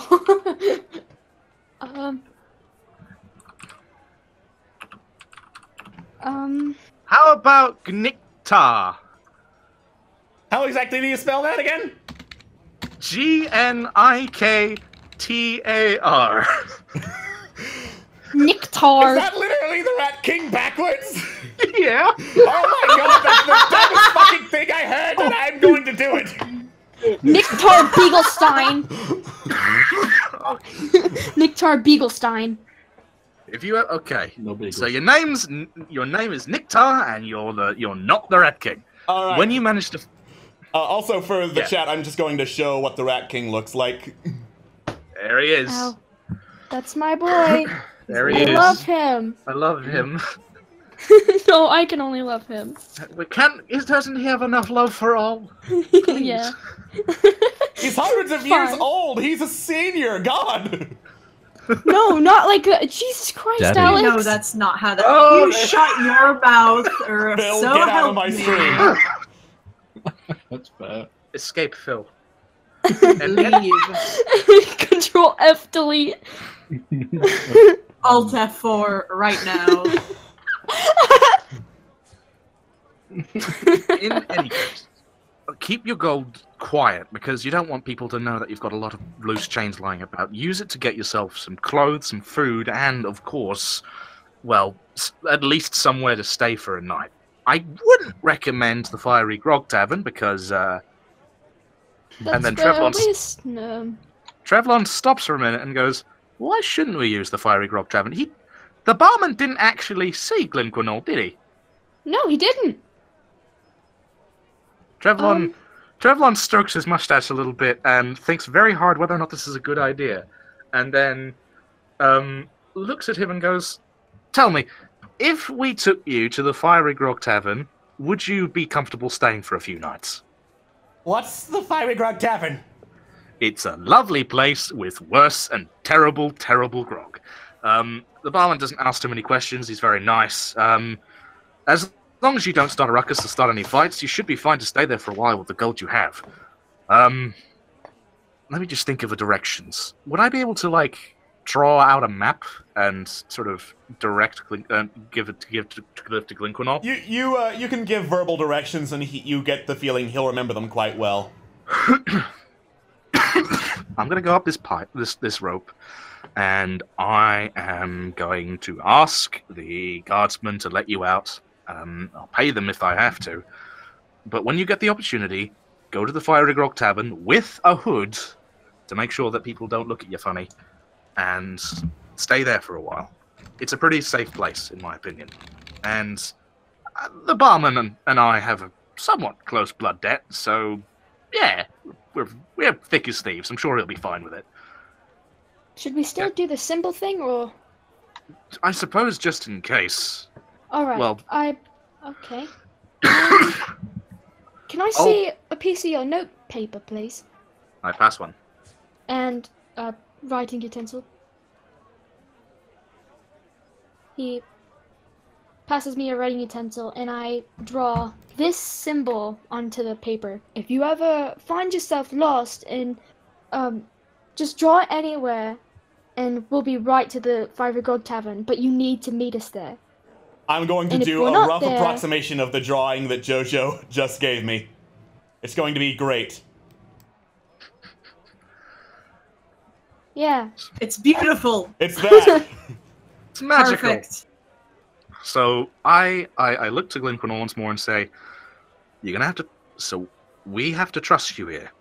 Once we pay the toll and you've got all the stuff you need to actually live your life, we'll be in the Fiery Grog Tavern, where I'll be having a meeting with somebody at the time, at the afternoon. So, come in, I'll pay for your room, and stay for a while.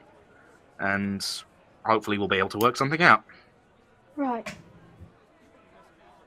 Can I trust you on this? Right. And then he just gives this this big old toothy smile with the little rat fangs and nasty pointy canine teeth all over, and he's just giving the smile that you think is supposed to look endearing, but it's definitely not.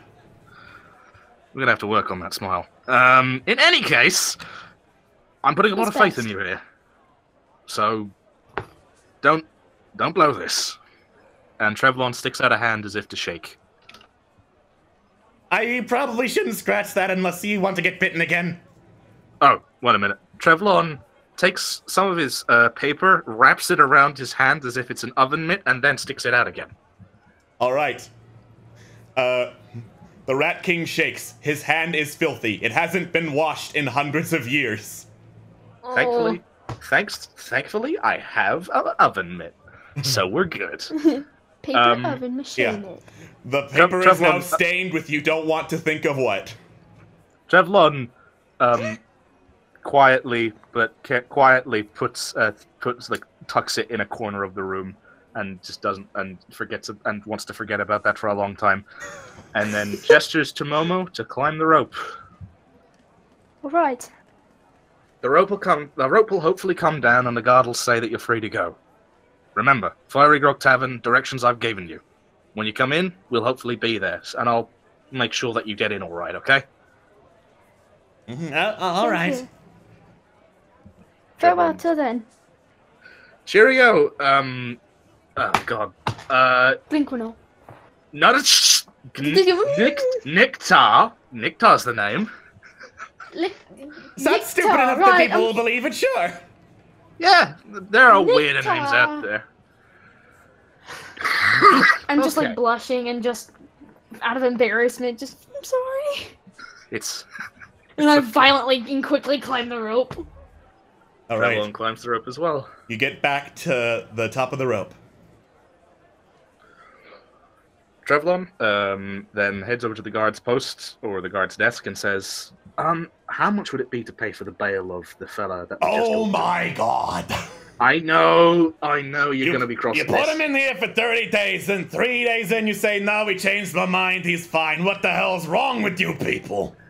We learned a lot of things, and the fact of the matter is, I did get bitten in the face, but I've forgiven him. So, yeah. 135 gold. What now? 135 gold for wasting our time. I'm gonna, oh my god, I'm gonna quickly roll perception not perception, persuasion real quick. What do you say? Listen, there is a cabinet in there that is very worthwhile. It's completely invincible and extremely well sort of magicked up. Worth much more than 135 gold, if you ask me. If you let him go, an invincible cabinet. What possible purpose would anyone need an invincible cabinet for? It's an armoire of invincibility. I hate you so much. I hate the fact that you said that. 162 gold. What? Trevlon counts up the 150 gold he has and goes, "You got 12 gold." Let me check. I have 64 Wait a minute. gold. No, wait 1 second. Trevlon pulls out the golden crystal and goes, "All right, maybe the armor isn't exactly the most valuable looking thing on the planet to you. This is a big honking crystal that will sell." She looks at it and says, Pulse is probably more interested in that sort of thing than me. He's always interested in the shiny rocks and shit. Momo slaps his forehead. What I mean to say is, if you give this to someone in town who sells and trades with gems, you'll get a good price for this. It could be worth nothing. But It's not. What's Can I wrong with roll- you just selling it and then giving that gold to me? Trevlon pauses for a moment and thinks very hard about this and goes, "Point taken. You've got 12 gold?" No! I was talking to Momo there. I have 64 gold. If you give me 12 of that, I can pay the rest. Don't worry about it. And I give him 12 gold. And then I put forward 150 gold. Fine. She takes the gold. We'll get your dumbass friend out of the hole sooner or later. Thank you. Trevlon looks extremely poorly, not just in figure, but also because he has very poor now. And walk out of the the jail. Yeah. And then as he walks out, looks to Momo and goes, Let's find a jewel seller, and then sell this crystal, and then hopefully I'm not broke. Yeah. Yeah. Right behind you. Trevlon practically rushes towards the jewel seller that they went to once. All right, you go right back to Pulse Jewelers. You go in there and you see him working busily. We're all going to the jeweler, aren't we? You see him busily, working with some copper and silver, trying to shape it into wire. Then he looks up as you enter. Oh, it is such a busy day for me. Not that I'm entirely surprised. I do have the best jewels in town, after all. Well, sir. Is it a sir or a madam, actually? I forgot. That's a sir. He's a very flamboyant guy. Sir, gotcha. Well, sir, we were actually coming in to perhaps see if you were thinking of buying something from us. Well, I recently came into possession of something I don't know what to do with. It's a very, very, very, very big crystal. And so you're pulling it off, is what you're saying. Basically, I've no idea where else to turn, and you're the only jewel seller I know. All right. Or at least trust. only jewel seller that you can trust, not be like a street vendor, and those are a variable quality. Yeah. All right. You show him the jewel, and he pulls out a little eye magnifying glass. I have no idea what that's called, but it's that sort of thing everyone who appraises jewels has. As he looks it over and says, quite the unique specimen you've got there. Color me intrigued. 100 gold for it right now. That sounds pretty good. How much would it be if I threw in these topazes as well? And Trevlon takes out the 2 topazes he's been holding on to for a while. Those 10 gold each. 120 gold. That sounds great for me. Also, thank you for the bits, Kyle. Thank you, Kyle. Jesus. Trevlon hands over the crystal and the topaz. Great. Sick. Sick, bro. You got your money back. Yeah. Most of the money back. You have your money back now. As Pulse goes to put them in little glass cases and go back to work on the copper and silver. I'm so sorry. I would be more talkative, but I just got this contract, and I was paid up front. So what can you do? It's no problem whatsoever. Huh? Well, I was asking what kind of contract it was. Oh, some kind of kobold coming in here looking for, like, raw materials or something to work with. Obviously, they had an eye for quality, so they bought some copper and silver, but needed it in a form that was not just a hunk of rock. I wonder who that was. And Trevlon smiles knowingly, and to Momo as if like, yeah, we know who it is. Yeah, Momo looks at Trevlon and raises his, bounces his eyebrows. Whatever that's called. I request a gift of that immediately. Juno, you know what to do. Juno, we call upon you to have Momo's We call eyebrows upon raised. you. Make the eyebrows raise or don't. I don't have Your life. eyebrows. The bird doesn't have eyebrows. Yeah, I do. I have eyebrow feathers. Look at the art. It's right there. Little green eyebrow feathers. Those are more markings than anything else. Eyebrows. I call them eyebrows. In any case, Respect my wishes. Trevlon immediately has a little gasp of sort of realization and takes out 12 gold and sort of hands it in the general direction of Momo and says, "Your money back." Oh, please don't. I told you not to worry about it. I would be worrying about it if I... Well... Please you sure? keep it. I promise it's fine.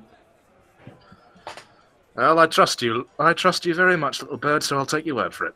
And Trevlon takes back the gold and is... Almost smiles again. Right. We have a meeting to attend and hopefully an elf to greet. Let's hope that Naktar, I should say, comes in at the right time. His name is Niktar, you plebe. You're the one who came up with it. Niktar, sorry. I'm a plebeian! You plebe? You plebe! You plebeian fool! Not even plebeian. Not even as far as plebeian. Just plebe. You plebe. And thank you for the bits, Catchy Hall. Thank you. Plebe sounds like a sort of strange futuristic plunger. All right. In any case, plumbus. Yeah, basically. You head back to the Fiery Grog Tavern, and by sheer coincidence, all 4 of you managed to get there at around the same time. Oh, what a coincidence! How are you guys? That's convenient. Make any headway? Well, I had a chat with the Rat King. We had a little talk. Uh-huh. He's telling the truth. He didn't do it. Yeah. And... You're sure? Sure as I can possibly be. Mm-hmm. And I've given him some money to reform himself. And I've told him that, well, he can stay here instead of the prison for a while. Is that really the best idea? He's probably gonna come and try and, like, I don't fucking know, slit my throat in his sleep, or at least run as soon as he sees me and Fab. Are you fucking kidding me? We believe that. Yeah, he doesn't trust us, though. Okay, he trusts me that I trust you, though. So, we have that. Speaking of trust, I trust that it's time for bits, thanks to Kyle, and time to draw a card. Oh god, Kyle. Oh, damn it, Kyle. Kyle, why you do this? It was. I think you were the one who last drew Atlas, so. I thought Shoo Yeah, it's Phil. drew last. I thought it was Phil. No, Atlas drew last. I was. Oh, I was you're sure right. it was You're Phil. right. You're right. It's Phil. Okay. Heck yeah. And then it's my turn next. There we go. There we go. Some kind of thing. What is it? Alright, you got the big sky. Oh. You hear a Same. as an eagle swoops down from above, lands on your shoulder. It's a T-buzzing eagle! And then it lands on your shoulder, Momo, opens its mouth, and you hear, although the mouth doesn't move, Momo, where are you? Can't see. Somewhere cold. Keep safe. And you recognize the voice as your master, Arias Emaclu. Oh, no. Presumably, we all hear this, right? Yes. That's my mentor! And He then, starts like, his hands start like shaking, and he starts crying from pure joy knowing that he's alive. and then you hear another voice come from the eagle. Please specify your next recipient and your message. This has been Eagle Services. Tell him that I'm at the Fiery Grove Tavern at the... What's this place called? What's the country? Port Mirandu. Port Mirandu is the town. We're at the Fiery Grove Tavern at Port Mirandu in Irion. Where are you? All right. I'm safe. The eagle caws and flies away. T-pose floats away. Thank you for the bits. And thanks for the bits. Thanks for the bits. Oh god, it put us over the threshold again. Oh no! Here we go. Here we go Imagine again on if we get the our own. Imagine if you get the big sky again and the eagle just comes back immediately. All right, here we are. All right, that cannot happen. I haven't set it to random cards. It follows an order. The publican. Oh no! You do this one, yes, Momo? Yes, I did. You are now incredibly drunk. Okay, I did. I was actually hoping this would happen, but I was not expecting it. Momo has never had a drop of alcohol in his life. This is... Oh, no! Character decisions. Oh, man. Okay. Pure joy in knowing that the master's fine. Pure joy. Momo just, like, gets, like, really glossy eyes, and he just starts swaying back and forth, just...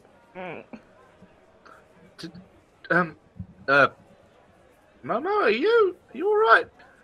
What? Yeah? Oh, no. It must be the fiery grog fumes. It does really smell in the back kitchen, yes. Yeah, at this point, I'm going to assume that's the case. as long as Momo doesn't put up a fight, Abigail's just going to kind of whirl him over the shoulders.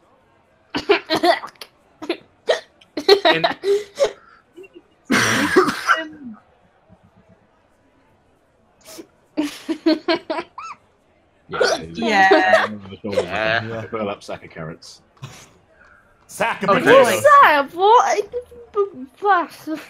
Put him to bed or something. Yeah, that sounds like a good plan. No, I'm fine. I don't need sleep. No, who needs sleep anymore? Abigail puts a forefinger and a thumb over over Momo's beak. Momo just puts his mouth on it. He doesn't bite. He just puts his mouth on it. No. I've closed your mouth with the fingers. A little squeak happens as I do it. Go on, Bob. Go to bed. He shakes his head as you giggle. Whilst that's happening, I just want to make it clear that the Rat King, or oh god, I'm going to remember his name. I gave him the name, for God's sake. Niktar is in my responsibility, and if I see him, I'm going to take direct control and make sure that he's safe. He won't spot you, I hope. You'll be fine. If I wake up with my throat slit one day, I'm going to murder you from beyond the grave, Trevlon. I just hope you know that. I completely believe you. Just kind of clap you good-naturedly on the back. That being said, I don't know what will happen if he sees that Thav and I are staying here, but I wouldn't expect the best reaction. Hopefully being in public will temper any sort of scene it may cause. You're That telling being me said, this is the Rat King we're talking about, so let's just be cautious. yeah, you're telling me you're the one who got bit on. Bygones at this point. Bygones. I didn't turn into a terrifying rat monstrosity, so we're good. You're welcome. Well, Okay. thank you so again I'm for just- that, by the way. Of course, it's nothing. All right. So, yeah. So I'm gonna get a drink real quick of water. I'll be right back. Okay. Tavagath, as you walk in going to take Momo to bed, you see that by now Malithane is getting up and is sitting at the table where you met Solana and talking to a very old man dressed in a thick black cloak. Ah, tiny man, you're awake. Oh, yes. Hi, hello. You seem I'm to Malithane! I was going to say, you seem to be carrying Momo for some reason. It's fine, don't worry about it! Momo is, for lack of better word, fucking drunk. That was a good one. Alright. The old man looks over at the huge Goliath carrying the giggling, drunk Aarakocra and tilts his head. I think I can fix this, says the old man. Hello. Thank you for the bits, by the way. Thanks for the bits. Tavagath audibly oboos. Never do that What again. is this?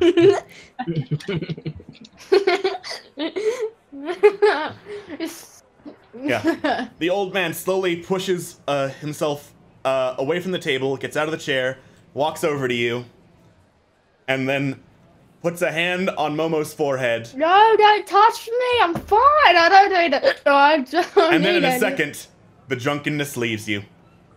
I don't. You feeling alright? What happened? Well, What happened? that certainly happened. What happened? It certainly did. Why am I? What? You'll Don't worry. ask ask us when you're older. Already taken some I pumpkin don't seeds out of my pumpkin understand. seed. Yeah, I've just taken pumpkin seeds out of Tavagath's pumpkin seed pouch, and it's just kind of pushing them in his face. Don't bother, no. I did. All I remember is feeling very happy and laughing a lot, and that's all I remember. It was nice. Well, Hold on to that. Hold on to that feeling because, by God, yeah, it's a fun time. Didn't think you were that much of a cynic, Trevor. Alright. You have no idea. Perhaps you'll have to educate me. Okay. I see you've Lord. gotten my messages. Oh, so Messages. Oh, that was you? wait. Oh, did we all get the same message from this person? Well, I to be fair, I presume so. didn't know where I should send it to Thavagath. Yeah, that makes sense. Well, you know what? I'm just going to assume that Thavagath knows what's going to happen now. Because he's a smart chap. You've clearly summoned us all here for a reason. Of course, of course. Come, have a seat. Sure. Thank you for bringing me out of that mess, whatever it was. Yes, well, what I am about to say is of grave importance, so I would assume you would much prefer to actually understand it. Of course. Allow me to introduce myself. I go by many names, but you may call me Old Ran, or just Ran if you feel like old is a bit cruel. This is his picture. I love him. He looks so nice. Beautiful. Just I like his every little NPC. feet. I like his little feet. Yeah, He's got little slippers. He's They're got made some of rabbit nice fur. fur boots. They're very nice. All right. Uprising says that is Mask's voice. Shush! Shut your mouth! I will destroy you. Stop metagaming, Uprising. Stop metagaming. Don't worry about it. It's fine. Don't worry about it. Is this Tomb of Annihilation in the future? But Stop after metagaming. Mask stops being I hate it. I love him, but I hate it. I've heard quite a great deal of your exploits since your arrival in Port Mirandu. And I believe that, like me, you are all seekers of truth and knowledge. That is why I Travelon sought you immediately out. perks up at this. I thought that would get your attention. Well, it certainly gets mine. Now, I'm assuming you all have questions, so if you'd like to ask those first, I'd be happy to answer to my ability. Or I can explain why I called you here. Well, Get to the point. What I was about to ask, actually, if I may, I only have 3 questions, and it basically relates to that. Firstly, who are you? How did you hear of us? And what do you want? Well, as I've said before, my name is Old Ran. I am many things, but mostly I like to wander the world seeking knowledge. And as for how I've heard about you, well, I am an investigator of some ability. Didn't take much to find what public record and public knowledge there was about you, and then connect the dots. And as for why I've called you here, I'd like to give you all a job proposition. I'm listening. Name it. As I've said, I believe that you, like me, are all seekers of truth. That there are things in the world you want to find out. He turns to you, Travelon. You are obviously the most clearly in search of truth and knowledge. You're a journalist, that's part of your job. But you, and then he turns to Momo. You, young one, want to know much about this world, like, where is your mentor? Where did he go? Things like that, yes. And He nods slowly. He turns to Malifane. And then, as for you, what exactly caused your unique condition? Turns to Karelian. Who took what was most precious from you? And he turns to Thavagath. And why did your family turn so quickly from you? These I will look into if you agree to do some jobs for me. You see, I am what crass people would call a middleman. People come to me with problems that cannot be solved through overt channels, and I set them up with agents, let's say, who are capable of solving these problems. That would be where you come in. I refer jobs to you, you do them, and then, well, we all benefit from it. If you don't mind me asking, sir, what kind of jobs were you thinking of? I've actually got one of my clients here right now, if you are interested. Well? Present them, I guess. Go on. Oh my god, Kyle. Kyle. Thank you for the fecking bits! That's a lot of bits. If you don't mind though, Kyle, we're going to save the card drawing for later, because this is kind of an important scene that sets up what exactly these people are doing for most of the campaign. Right. Now, before I do, I assume you all have other questions of me. I personally wouldn't trust a mysterious old man out of nowhere. Well, you seem to know a lot about all of us. Indeed. How did you... Well, I'm basically be asking Trevelyan's question and my own. Why us? And how did you find out about us? Why you? Well, after hearing about the incident at the Academy and how you solved it, I figured you were a group that could work well together. As for hearing about all of you individually, it wasn't all that hard. Regardless of how hard you try to hide what you do, there's always people who will remember who you are, where you've been. It was a matter of asking them, looking through public records, and then, as I said, connecting the dots. Trevelyan looks very concerned. Momo's just amazed at how he connected the dots in so intricately to find us exactly. How does one go about hiring someone like you? Hiring someone like me? Well, Hi. it's not exactly easy or cheap. I tend to move around a lot. People like me have targets on their back, otherwise I'd be solving the problems myself. And honestly, I've lived a long, full life. Cases that interest me are the ones I look for, even if you have the money to afford me. Speaking of the money, I'm assuming you're not just going to do this pro bono. So, He reaches into his cloak and pulls out a sack. you can consider it an advance if you wish, or should you choose to decline, do with it what you will. I've got plenty of money, I can freely just give it to random people I meet at bars. Trevlon sort of pauses before, like, even thinking about reaching for it and goes, "Now, this is all well and good, but you still haven't told me, us, what exactly we're doing." Right, yes. That would involve calling down our client. He can explain it better than I.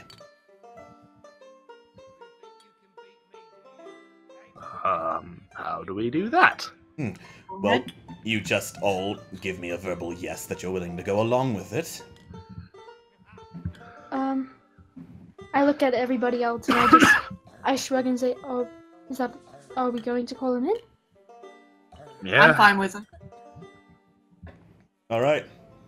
In the bag, by the way, is 1,000 silver. Holy cow. That's how much gold? Holy shit. 100. 100 gold. 100 gold. Right.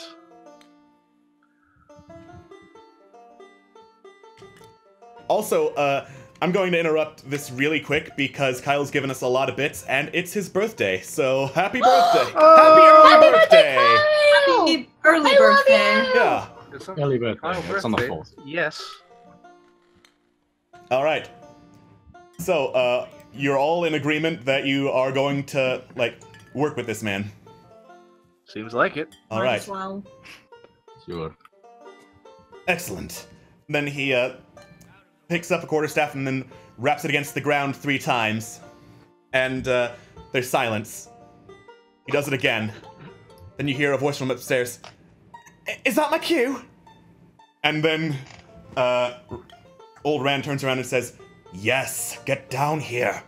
All right, sorry. Here I come. And then you hear some splashing and then the flopping of flippers on the ground as a red-scaled young man with, fins on his head, his ears, and his shoulders walks down the stairs unsteadily. And out of the corner of your eye, you can see Ari, the mermaid dancer in the center tank, just glare at him as he walks down.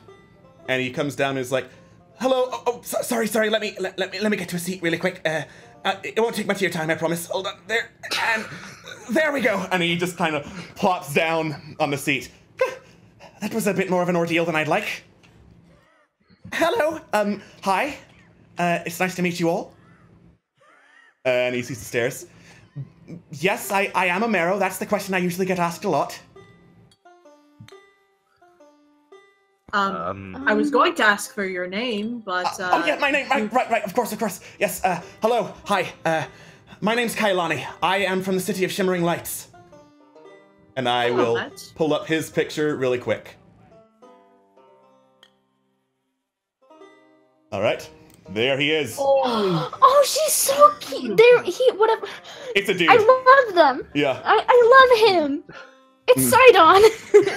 No, Uprising just said it's not Sidon. It's definitely not Sidon. It's totally not Sidon. Why would you?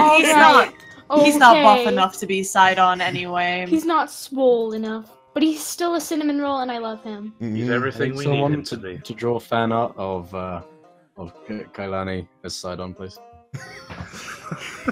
All right, chat. There's your reference. Go draw Kailani as Sidon. Do it. All right. Anyway, hello, my name's Kailani. I am from the city of Shimmering Lights. We call it that because it's really hard to pronounce if you're not a Merrow. Well met. Well met indeed. Well met. Would you mind terribly if I got your names? Karelian. Momo. Travelon, I guess. Yeah, Travelon, Blue Quill. You're very sure of that, aren't you? Extremely.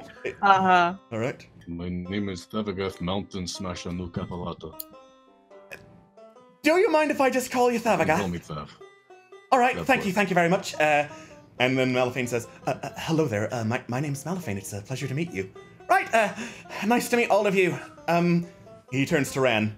These are the people who are gonna help out with a little problem I have, right? Ran nods. Great. He turns to Karelian. It might get a little awkward, but thank you so much for offering to help. I can't thank you enough. I really appreciate it. Right.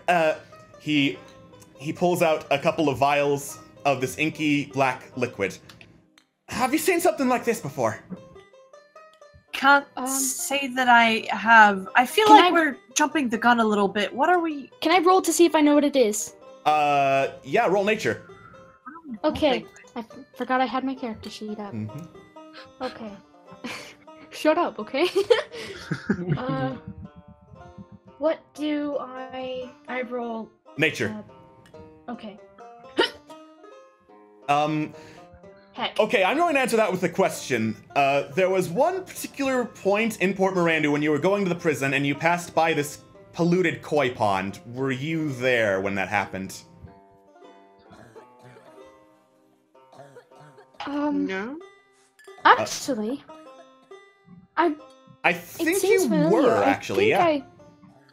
I think we. It was the one. It was the one that was like absolutely disgusting, and Yes. that if we touched it, we would basically not. It would not be a good idea to touch. Yeah, you recognize it. This is the exact same inky black liquid. Oh shit. Oh no. I believe I know what that is. Not exactly, but Really? I've seen it before. Oh. Where'd you see it, if I may ask? Near the citizens' jail. Oh gosh. It was all over the place, I think. Oh gosh, I have got no idea why it would be so far out of the port. The port, of course, being City of Shimmering Lights port. That seems to confuse a lot of people. I should really stop referring to it as that. Sorry. Anyway, yes. As for what I need you for, we recently made a contract with several kobolds. They were going to make this giant floating metal platform out in the water called Iron Isle Rig. They were going to send something they called drills down to the bottom of the water, the seafloor, and dig some valuable minerals. And we contracted that we would let them do that if they gave us some of what they brought up. Unfortunately, he looks at the vials. That is also some of what was brought up. Thank you for the bits, Kyle. We're still holding off, but we're now at 5 card draws.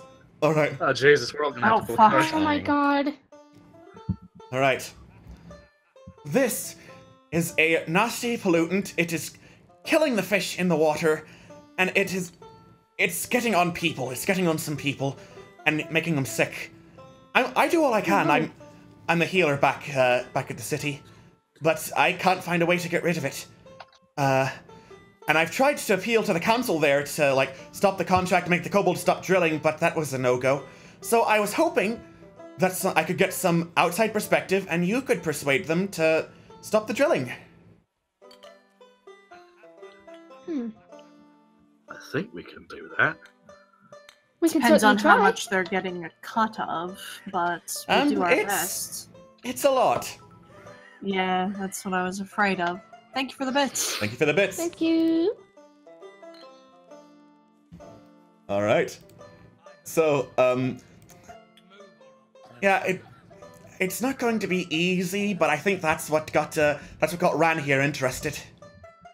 Ran just gives a small wave. Just a Melvin. Hi. Would this mean that we're going to have to head to the city of Shimmering Lights? Yes. Trevor, if I remember correctly, isn't that where the letter said you were supposed to go? That from your is extremely conveniently yes. And if we're going to be doing a story, there's nothing more interesting to me than a runaway pollutant making the local people suffer. love to write on that. Not that I'm happy that it's happening. I mean, it's terrible that it's happening. I just like reporting on the truth of things. I do have somebody to meet in that city. Really? Who is it, if I may ask? What was his name? You should have taken notes. I should have. I was drinking. Water. No, sorry, water. His name was the Red Cold River. Red Gold River. Ah, yes, the wrestler fella. He's pretty nice, pretty low key. Yes, I want to beat him up. Not in a bad way, presumably, right? Oh, no, for money. I mean, Again. That doesn't sound any better. That doesn't sound very nice. He's a professional. Is it consensual? Should be. Okay. He's a professional. None of this sounds much better. But if he does get hurt, I suppose I could heal him back up. Just kind of nudge Kailani. Don't worry, it's all a show anyway. It's fine. Right, of course, sure, yeah. Stop it. So, Yeah. Sorry, go ahead, sorry, I shouldn't have interrupted. So, how long has it been since this stuff has been in the water? Since it's been in the water, solid few weeks. Jesus. Yeah. I don't know who Jesus is, and I know a lot of gods, but I appreciate the sentiment. Point taken. Oh my God, Kyle. Kyle. Jesus, Kyle! Feed yourself! You know, refrain. I just realized I should have been asking the chat what cards from the deck of magic things to add, but we've gotten enough so far that I think the first deck is complete. Damn. Fuck. That's a fuck ton. Mm-hmm. So we're going to have to add some cards from another deck in order to get them in. My. Actually, you know what, Kyle, since you've donated so much by yourself, if you have my Discord, just give me a PM for what card you would like to be added. Like, for instance, Insanity Potion designed the Thanos card, which is Thanos gets an Infinity Stone. So, like, what card do you want, what effect do you want it to have, and I'll add it to the deck. Alright. So, with that out of the way, you were talking about, like, how long the oil has been in the water, yes? Yeah. Right, solid couple of weeks. We've done our best to try and clean it up, but it usually sticks, so that's not exactly easy. Took me a while to actually get it into bottles here. Oh. Does it hurt? I hope you didn't get hurt from it. Yeah. Oh, you don't need to worry about me. I'm fine. And he gives a big toothy smile. Momo smiles back. He thinks he's adorable. Who is in charge of the drilling? In charge of the drilling? Oh god, I forgot his name. I'll jog my memory in time once I pull up the document. Much appreciated. Of course. If we do decide to take on this venture, would you be willing to guide us to the City of Lights? Oh, of course, definitely. I intend to get you there and accompany you wherever you go, basically, up until you get to the city. Well, so far this is sounding like a sort of deal I'd be interested in solving. And unless anybody else has any quarrels. I don't have any pressing matters to attend to. Otherwise. Bless you. Yes, Bless your goodness. I'm dying. Same. Not allowed. Me Yeah. too, thanks. You're banned from dying. Damn it. Then Kailani remembers. Oh wait, I just remembered the captain at the Iron Isle rig. His name is Nuglo. Could you spell that for me? Nuglo. Thank you very much. Ooh, Bit of a right tosser, if you ask me. He sounds Oh like yeah? In what way? Well, like... Never go for like a slap Karelian upside the head. Can I fucking help you, Thav?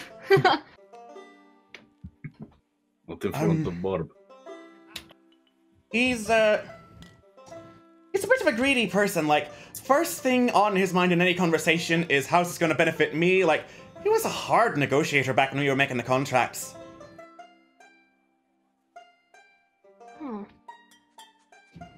Well, that's a potential in at least.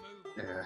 Although he doesn't seem like the type who's too. Well, he'll spend money. At least we know that. I know someone bought out a lot of the people at the Thinkers Guild. We'll just say that. Yeah, now that you mention it, we did get a lot of gnomes traveling that way. That's what the boss mentioned. She was right peeved about it. Oh dear, that, I'm so sorry to hear that. No, don't worry about it. I'm not. Well, I'm sure the boss is worrying about it, but I'm a bit of a newcomer, so once we get all this sorted out, I'm sure it'll be fine. Oh, of course, yes. I have complete faith in you all.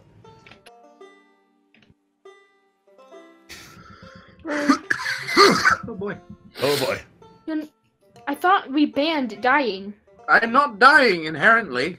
I mean, not yet at least. I'm just That's a slowly symptom of dying. I'm just coughing the demon out that's inside my blood. Oh, that's okay then. You're fine. Yeah. It's fine, don't worry about it. Don't worry about it. Okay. Trevor claps his hand together, rubs them, and goes, "Well, I'm in." Great, excellent. I Thank you so agree. much. Thank you all so much. So, when should we get moving? Well, I'm ready to go anytime you lot are. If it's all the same to you, I'd rather wait until the morning. I have a person I'm supposed to meet today. Oh, of course, of course. Should I stay here? I mean, I feel like I should, but the mermaid in the center's giving me these mean looks, and I just don't know why. I'm not sure what happened to his accent there. Goodbye, Irish accent. We knew you so little. It's easy to slip out of. Mm-hmm. In any case, if you feel uncomfortable then with the Merrow, then that's understandable. You don't need to sleep here if you don't want to. Oh no! I'm a Merrow. She's not a Merrow. That seems to confuse a lot of people. So what is she exactly? She's a merfolk. Oh, there are differences. I see. Oh, of course. Well, I'm a fool, and I am clearly very racist. Interesting. I didn't know that about Everyone's myself. a little bit racist. No. When you put it like that, it makes you sound a lot meaner than you meant it to be. Fair enough, but I will try and not make that mistake again. Because if I do, then I've got no excuse. I mean, you'd probably be safe calling everyone in the city a Merrow. I would not call any of them a merfolk. Some of them are a lot touchier about it than I am. Well, at least you're very understanding about it, and we appreciate it. Of course. Momo gives him a very bright smile. Kailani smiles back. He's a precious boy. I know I love him! Protect him with all your heart. I will protect him with all my light magic and feathers and whatever Uprising, I I have can't on deal me. with all these precious boys you throw at us, man. It's I not love cool. them. How dare you Can draw I just- these precious boys? Stop Can I just drawing the have them? precious boys. Damn it, they're all so lovable. I love them all. Oh no, I love them. Thanks, I love it. Thanks, I love it. That's exactly what I was thinking. Yeah. I'd be willing to move out at first light, if you all are. Excellent. Where did Jojo go? Donde está Jojo? There Thank you for they the are. bits. Thank you for the bits again, Kyle. Remember to Jesus PM me Christ. on Discord unless you PM me on Twitch, in which case I'll look for that really quick. So that's 4,000 in the last couple I minutes. just fell into the void. and That's how much 4,000 that bits in the last couple minutes. That's $40 fucking. I'm going to Holy say cow, man. Kyle has just added all the missing cards from the deck of magic things and can design a card. is. Oh my god. What a legend. How many cards must we draw now, though? Legend. I mean, not now. I'm going to cut you off at one each. Okay. Let's do it in order then. All right. Since I think the scene is over, yeah, you can just draw the cards now. Let's see what happens. Draw them in order? One each, right? One each. Yeah. Oh boy. Mamma mia. Pizza pasta. My favorite Punch-Out character. Shall I go first? All right, yeah. Go first. Ooh. The Hidden Truth. The Hidden Oh, Truth. wow. Nice. What does this do? Because you're a spellcaster, that would give you another spell slot, but because you're all full, I will say you get to learn another spell. What? Oh. Yeah. What kind of spell? Like level 1 or level 2? Level 1 or 2. Shitting hell, I'll try and look for 2. Yes, please. All right. Give me a minute. I will look through that whilst y'all do your thing. Karelian, you next. All right. Oh no. That is the betrayal. Oh no! God damn it, not this again. I hate this. I hate this. Alright. The DM will rule. There's no real way you can work against your party right now. Yeah, I didn't think so. Yeah. Does that mean they get to do another one, or? I'm gonna say do another one, because that's boring. Alright, I'll draw another one. Yeah. Should I reveal it now? Sure. Yeah. Do it. Don't let your drinks be drinks. Yeah. The Tangled Briar. Alright. As you all sit and chat about how you're going to go to the City of Shimmering Lights first thing in the morning, vines erupt from the ground and entangle Karelian. Oh. And then Karelian looks over and is like, oh my goodness, is that something that regularly happens around here? Oh, it's happened before, but no, it wasn't done. It's kind of just a thing. At this point, I don't know who I'm going to pin the blame on for all this wild magic. I'm pretty But sure someone is to blame. I'm pretty sure it's a kick thing. Just let it play.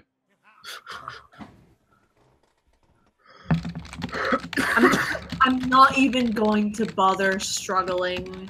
I don't fucking care at this point. Just, I will recline in my chair and allow it to happen. Alright.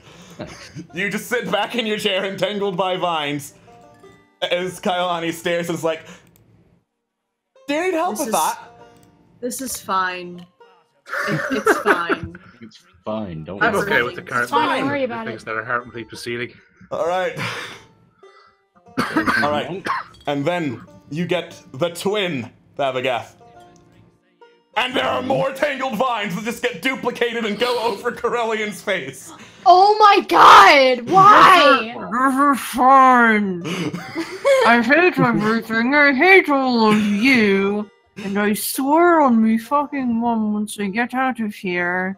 You just hear this low growling emanating from the center of the vines. Just a... I just kind of like sink in my seat. Alright. You know, I can't believe dog thing is fucking dead. Okay. It's more of a dog lizard. Yeah. In the case, it's fucking dead. Alright. It's fucking dead. Oh hey, this is art I found, and then very legible text at the bottom. Nice. Perspective. It is the switched perspective, the first card that Insanity Potion drew. And he very specifically requested this to happen the first time it gets drawn. Thavagoth and Momo. Your body proportions swap. So now, like, Momo is 7 feet tall and swole. Oh, and Thavagoth is tiny. Oh, yes! Oh my god, how long does this last? Please tell me this lasts until this card gets drawn again. It lasts for an hour. Fuck. Okay.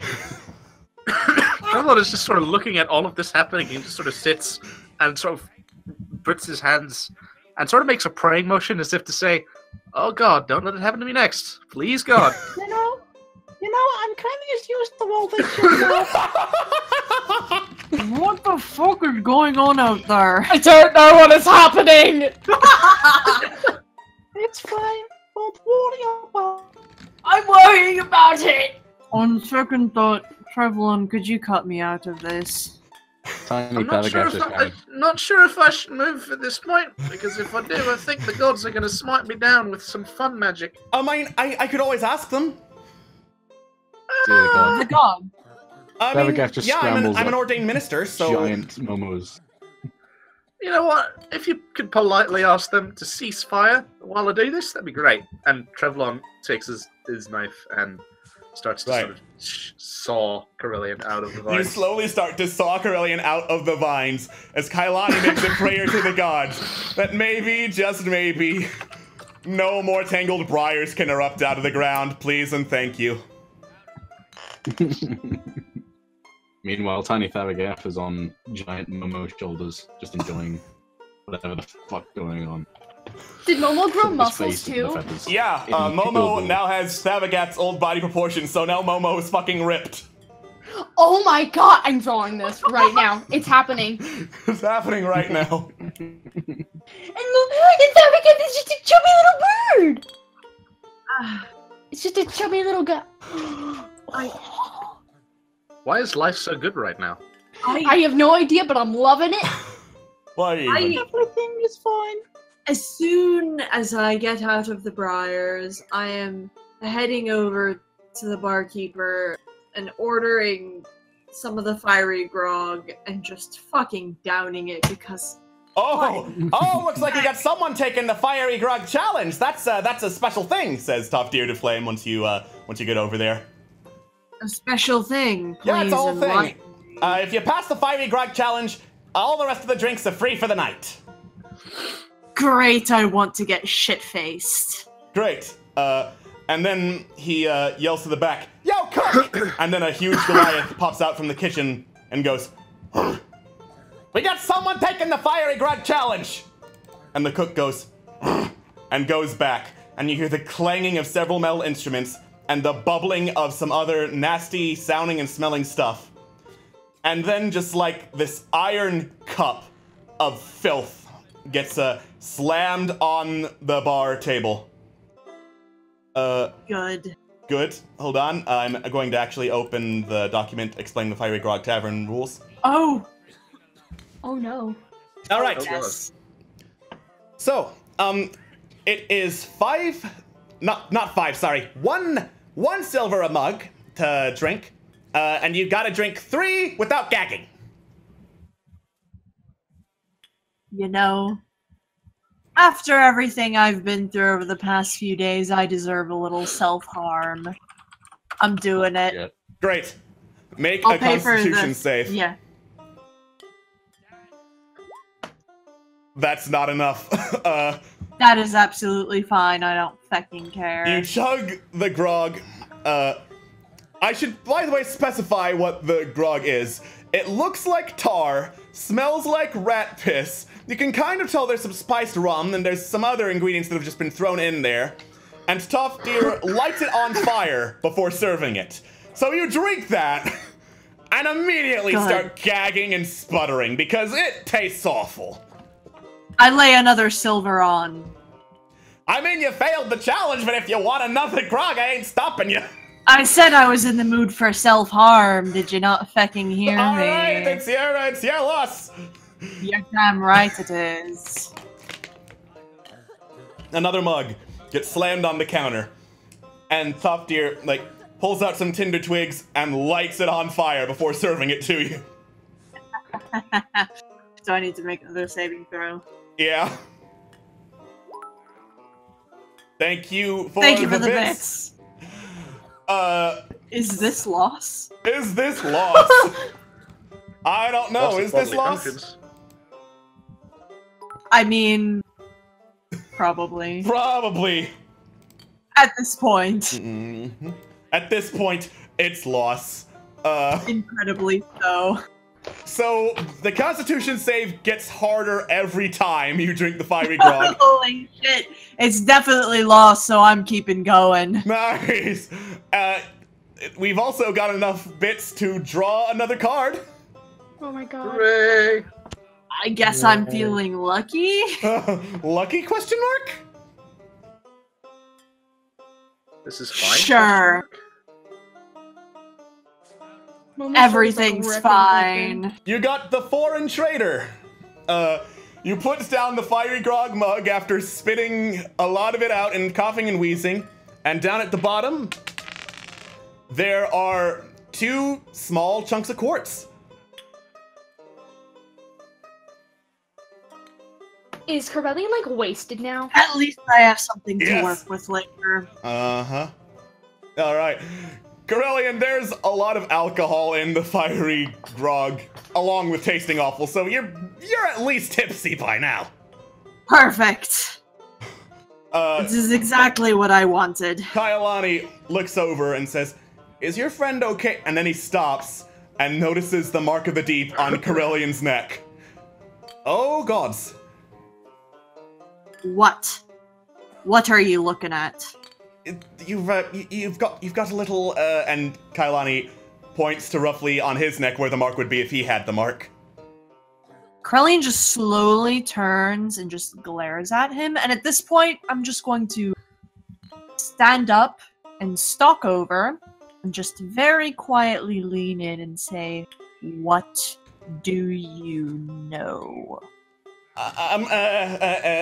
Kailani stirs for a couple minutes. Thank you for the bits. And says, "What do you know?" I'm sorry. It's just that is the mark of the deep, and it is a nasty curse that will turn you into a deep one. Please elaborate. Yeah, it starts out seeming fine. You know, people who can't see in the dark or swim can see in the dark or swim, and then dreams start happening. Something from a dark city below the waves starts calling to them. And if they don't drown, then that's when transformations start over the next couple of days. People get gills, your hair falls out, you start slouching, your eyes bulge out and stop blinking, and then you turn into this fish monstrosity called a deep one.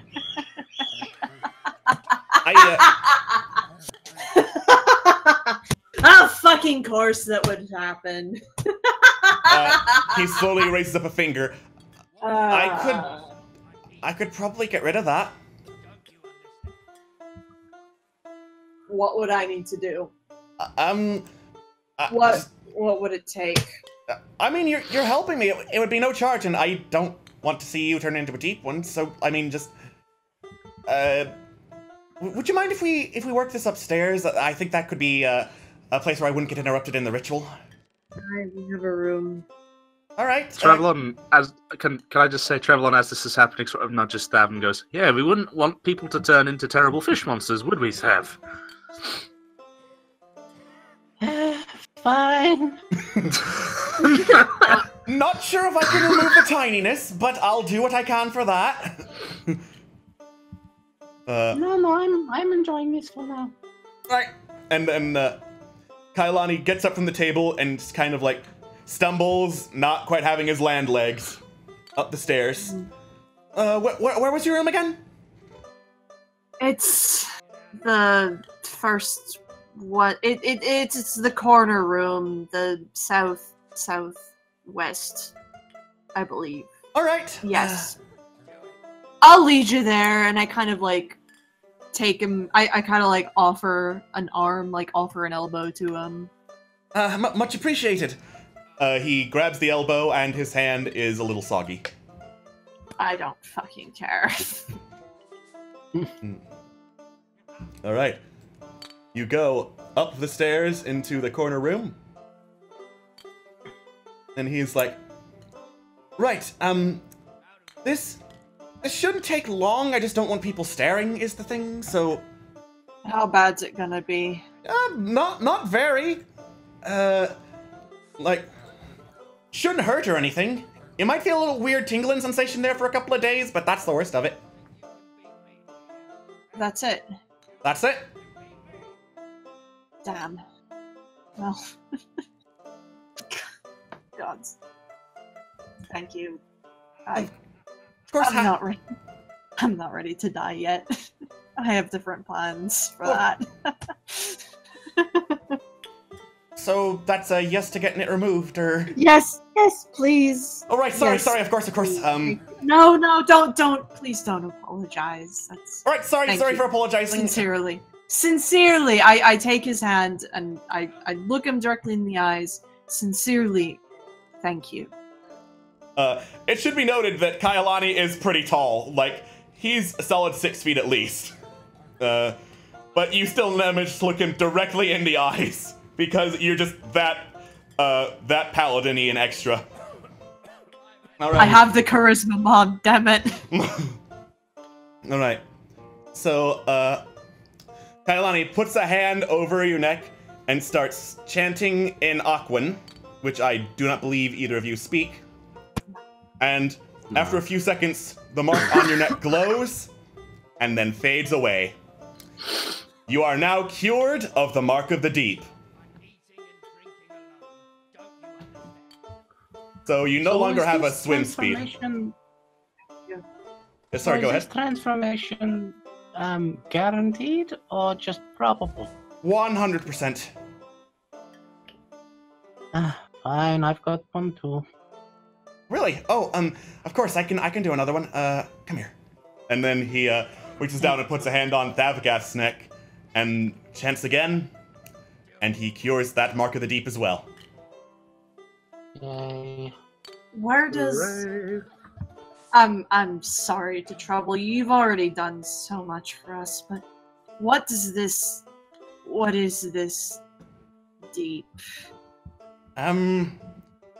Well, if it puts it in perspective, no one we've sent to try and look for it's ever come back. So, it's a pretty nasty place. City sunken below the water, apparently cursed, with people still living in there. As I said, no one's come back. Just a bunch of those who have gone close enough and lived to tell the tale just hear mad gibbering in a language that I've never heard of personally. Alright, thank you. Damn. At least we can deal with that fucking murderer now. Which murder are you talking about? He's not actually a murderer, so Trevlon says. That offers many more questions. It's some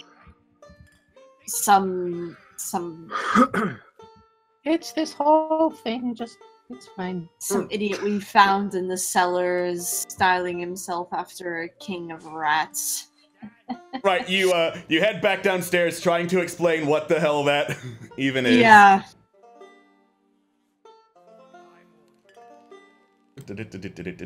I just realized that's not the right map. Oh shit, what have I done? Yeah. What has science done? done? Switch it over the first time. Oh no, now we're all in the void!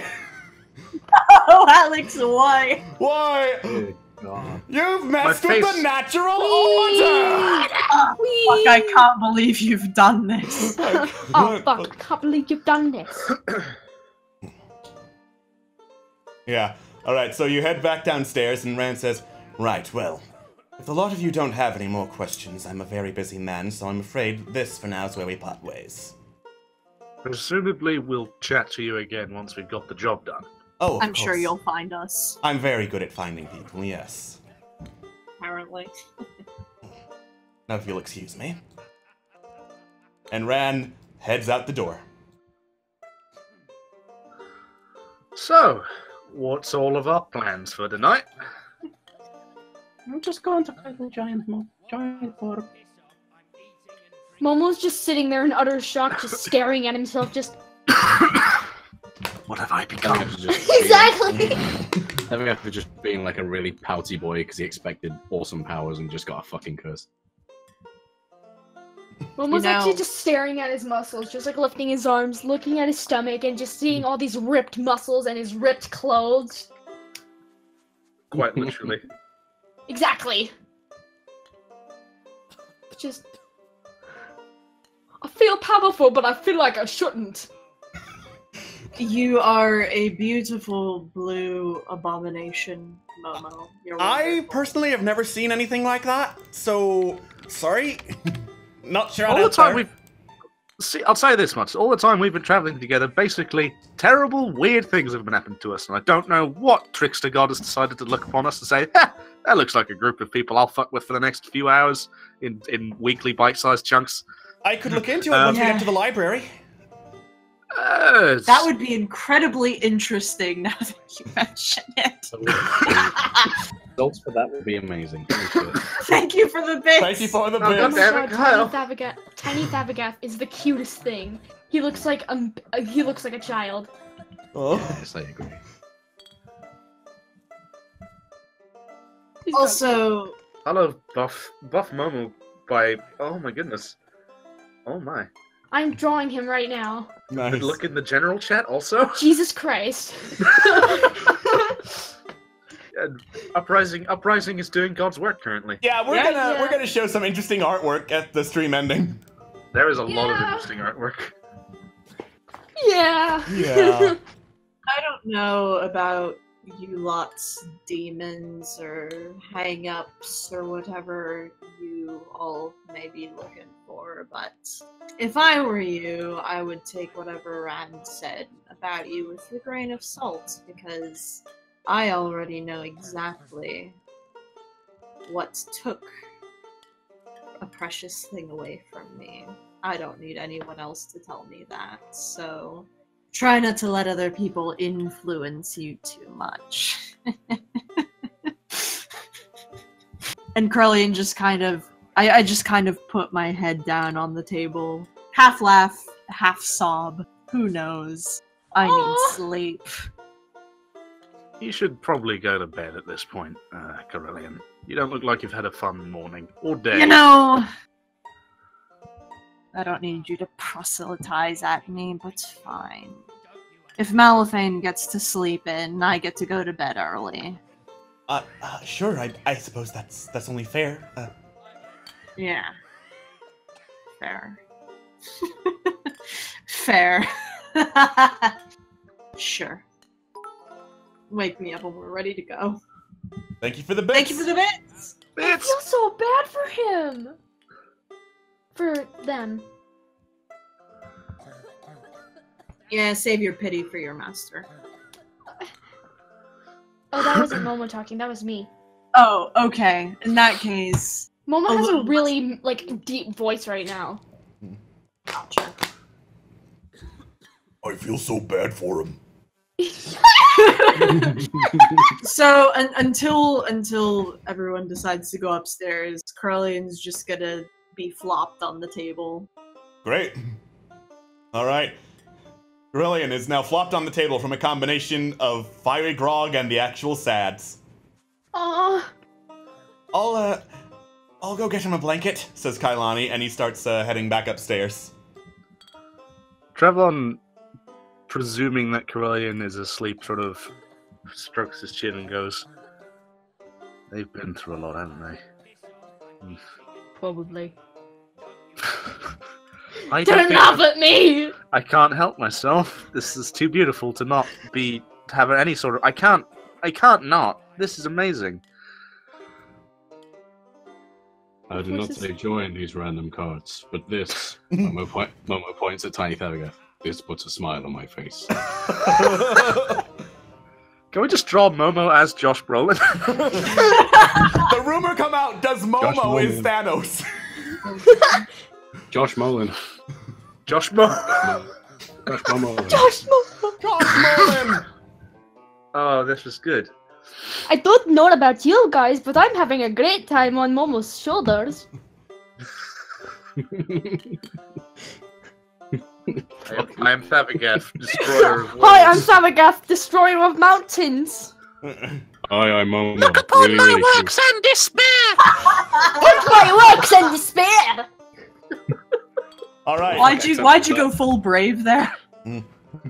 Was there If you ever had anything the else chance- you wanted to do If you ever before had the turning in chance for the to night? choose fate. In any case, if you guys wish to go on to do whatever, I'm going to be sitting here waiting for our esteemed companion. Actually, do we have enough time? Okay, Alex, you said that the heavyweights were out of season, right? Yes. Would I be classed as a lightweight now? And are they in season? And can I quickly run over? You would not be able to make it there in time. Fucker. Alright, Damn. never mind. Momo wants to carry him over there just so he can have a good time. And he wants to test his strength too, just like, I feel powerful. Strength powers through me. Never mind. Please take me to bar. I want to get smashed. I need to head back to the jewelers to pick up my order. Alright, Karelian comes back down. So should I save the blanket for later then? That would be best. I appreciate your kindness. You're course. Too nice. Hey, thank you for the bits, electric bulb. It's enough Thank to draw a you. card. Oh no. Who's Okay, drawing a Atlas, so card now then? no, wait, no, it was Atlas, so now it's... You. Is it Walrus? Yeah, Now it's Walrus, Phil. Is it me? I thought it was No, Phil. it's Walrus. Liz? I mean, okay, fine, I'll fucking take it, I suppose. Oh my god. Little Thavacat. He's so cute. I swear to god, if he gets like... This card is the tyrant. Oh no. Hey, chat! Mm-hmm. What do you want Thavagat to do? Oh! Little Thavagat what? to do. Wait, just like literally anything, or? Yeah, the chat has to give you one suggestion of what to do, and you have to follow it. Alright. I'm scared. I'll let you choose what the fucking thing it is then. Oh, God, Thank you fucking for the bits! Kyle! Kyle, my god! The stream has You been more madman. drawing cards than plot! Uprising Attorney says, strip! I mean, how can you argue with that? Alright He's then. gonna have a little chicken physique. Okay. Let me just No, he's gonna fucking- have the little. Yeah, he's gonna have the little chicken Where physique, is but he's also gonna be like a little baby. Oh god. Hey, It's gonna be a wait, tiny what's infant up? running across the bar floor. Yeah, pretty much. You're a Give him tiny a infant list. running across doing a stripping dance based on what you saw at the brothel. It is unappealing. Yes. You're a tiny infant and it is unappealing.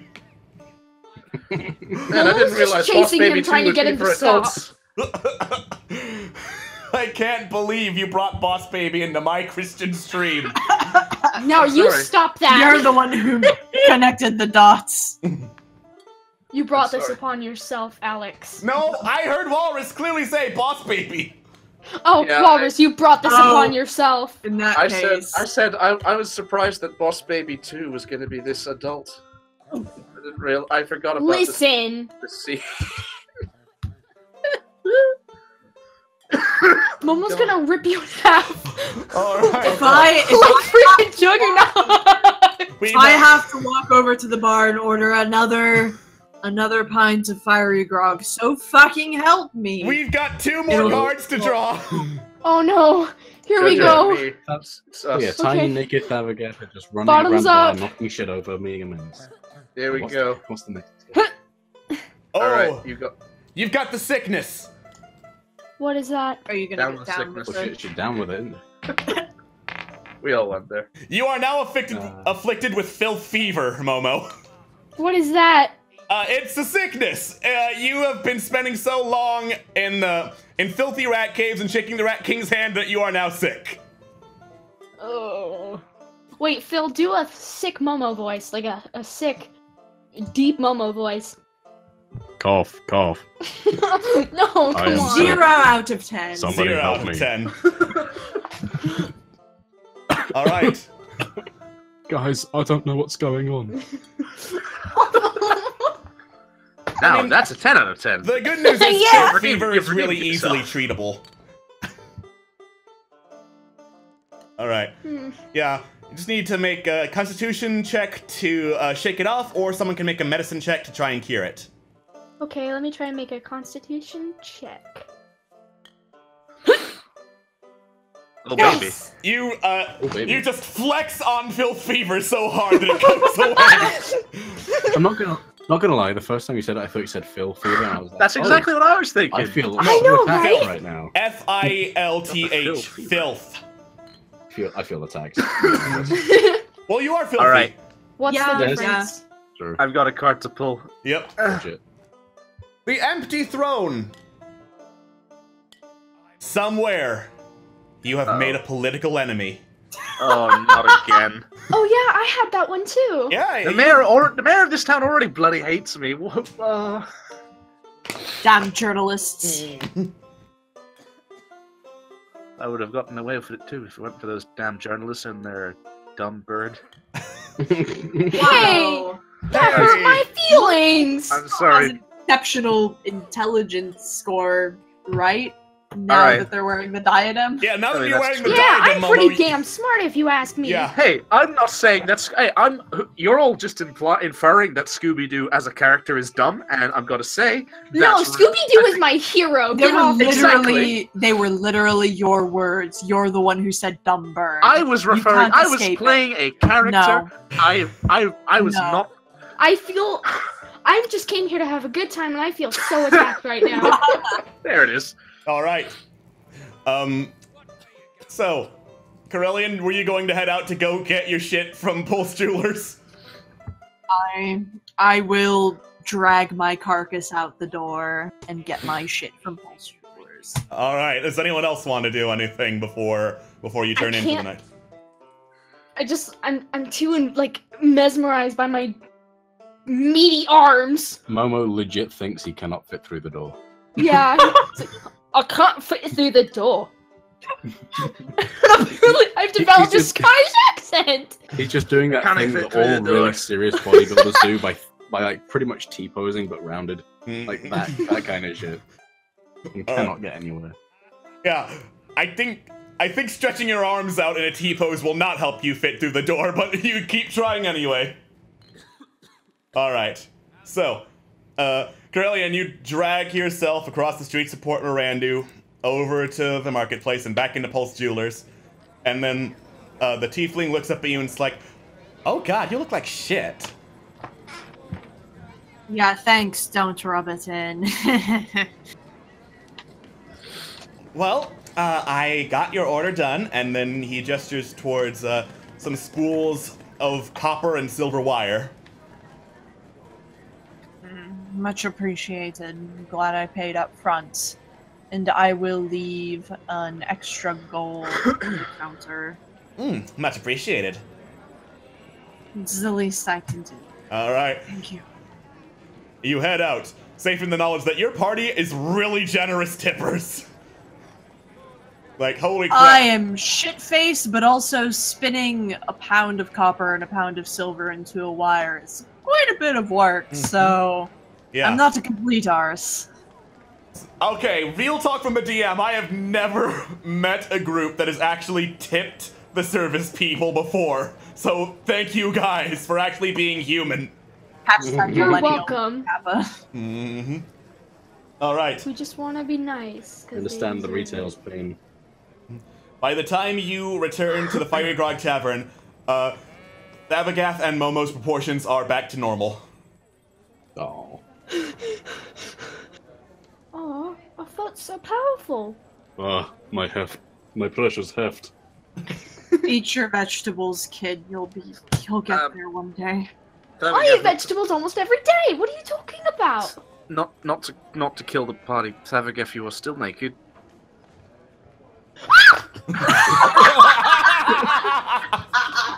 Thavagoth does not Thank you for the react. spicy subscription. Thavagoth does not react, he just blinks at Momo covers his face violently, and he just screams. Trevlon sort of just tilts his hat below his eyes and sort of just, please put a cloth on. A singular cloth, any'll do. And singular. Hey, Trevlon! At least we won't have any issues with our friends anymore. That's true. I'm sure he'll be quite relieved to see that the Mark of the Deep's gone. But I'm not entirely sure if he'll be relieved seeing that all of Thav's clothes are also gone.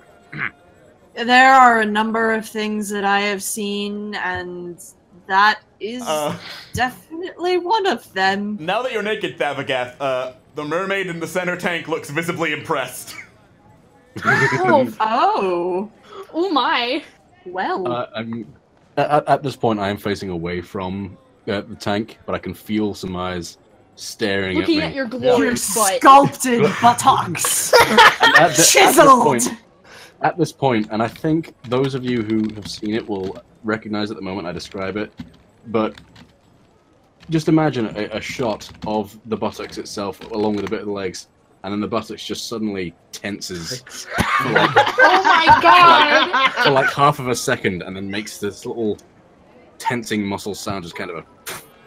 Yeah. Thank you for the bits. Thank you for the bits. Thank you for the spicy bits. And then you hear a call from the bar, and Tough Dude of Flame says, if you're going to do that, the Tall Snake's pub is down that way. And he points. Oh my god. Thank you for the more bits. Seems good indeed. Okay, how many bits was it? Okay, that's enough bits to convince me. Thavagath, with the suggestion in mind, just strolls confidently to the 8 snakes. Thavagath, no, don't do it. Oh god. I'm If not he going to wants narrate to- that. If I he am wants not to, going to narrate that. if he wants to trouser snake, that is his business. God knows where that man is going to end up tomorrow. I'm just I don't going to say. God want to look. Thank you for the bits. Thank you for the We bits. still didn't use that. Thank you for the bits. Thank you for so many bits. Ah. I was They going to all say, love we never Thavagath. actually got round to using the... Or I don't think we ever got round to using the courtesan card. That I'm Thavagath going to got. say that your rest was interrupted by fucking drowning. Oh yeah, Yeah. yeah, that's what I'm saying. So, So many bits. Yes. I'm using it now. This is my rest. All right. You're resting by that's my you justification. stripping. That's my justification. And thank you for the bits. That's enough for another card. God, How could this what happen now? to me? I made my mistakes. It's okay, Alex. You We'll thought get you would through escape this. with Fresh being dead, but no. No, I will strangle you and eat your children, and it will not be the sexy kind of eating either. There is. Okay, I'm just gonna point out here that I'm not the one that suggested Thavagath strip. I'm just taking that yes. Oh, so blame it all on Uprising when Yes, I Uprising's do. I not blame here to you. defend herself. I blame most things on Uprising. You're the one who had to flex. You took it. We took it have to enough. Elevated it. We have You enough took it to the cards. flex tape place. You took it to the trouser snake place. Billy Mays here with a new product. You know what? You know what? No one's drawing a card, and that's fine. I'm fine with this. Oh, sorry. Oh, sorry. I thought. Okay, fuck. I'll do it. Well, no, it was wasn't it? It was your Momo's turn. No, It it was was yours. Atlas's turn. My Yeah. turn. Yeah. Fine. It's your turn. no. Just before Thavagath and his perfectly sculpted buttocks leave the door, a card is drawn. You draw the Eclipse. Oh no. Is that a moon joke? Is that a mooning joke? No. No. Oh, no, I'm just taking the piss. All right. Okay. In your heart, Karelian, you wish you were looking at anything other than this. Yeah, No, not is that- not that really shape. I not wanted to my draw it. type. Yeah. Momo's just really flustered. Wish Wait, so what does granted. the card do? You are now in magical darkness. Oh shit. This is fine. Everything is fine. It's like I already drank far too much and like I'm blacked out. So really it's nothing to be too alarmed about. I just kind of stand up, knock my chair back, and just like flounder out towards where I last remember the stairs being. This is my cue to go the heck to sleep. Do you want me Kailani to just help you up the stairs? Kailani just stares and is like, this is going to be a long trip. And that is where we'll cut the session. Lucky for you guys, I just finished drawing the body proportion swapped Momo and Thavagath. Yay. Oh boy. Thank you all for the generous donations, making so this much. chaos You guys are happen. amazing. And now you'll be blessed with this. You will Oh, indeed be fucking blessed. precious. As we end the stream, all of you get 100 experience for signing on with Ran and Kailani. Heck yeah! All right. Make it 1,000, I think. Thank you for the bits. Make sure to tune in and support Team Fallen streams. Thank you for even more bits, Thank you for Kyle. more bits, Nick. Thanks for letting me get to experience Thavagath's chiseled buttocks. Make sure to tune in to Team Fallen streams and support us because we are objectively the best team at Camp Streamix. Objectively best team. We do not pick favorites, but we are objectively the best. It's just the facts, Sweaty. Hopefully. I like the rule, Sweaty. Hopefully there will be a special stream on Wednesday hosted by me where I make a dinosaur park. But if OBS protests that Dinosaur Park is too heavy to run, I'll just be an evil genius that day instead. All right. Jeff Goldblum will be your conscience. He will indeed be my conscience. You're joking, but he is I'm in not. the game as the conscience. I know. All right. And thank you very much. We will see you on the next Team Fallen stream. Bye-bye, everybody. Bye, guys. Bye.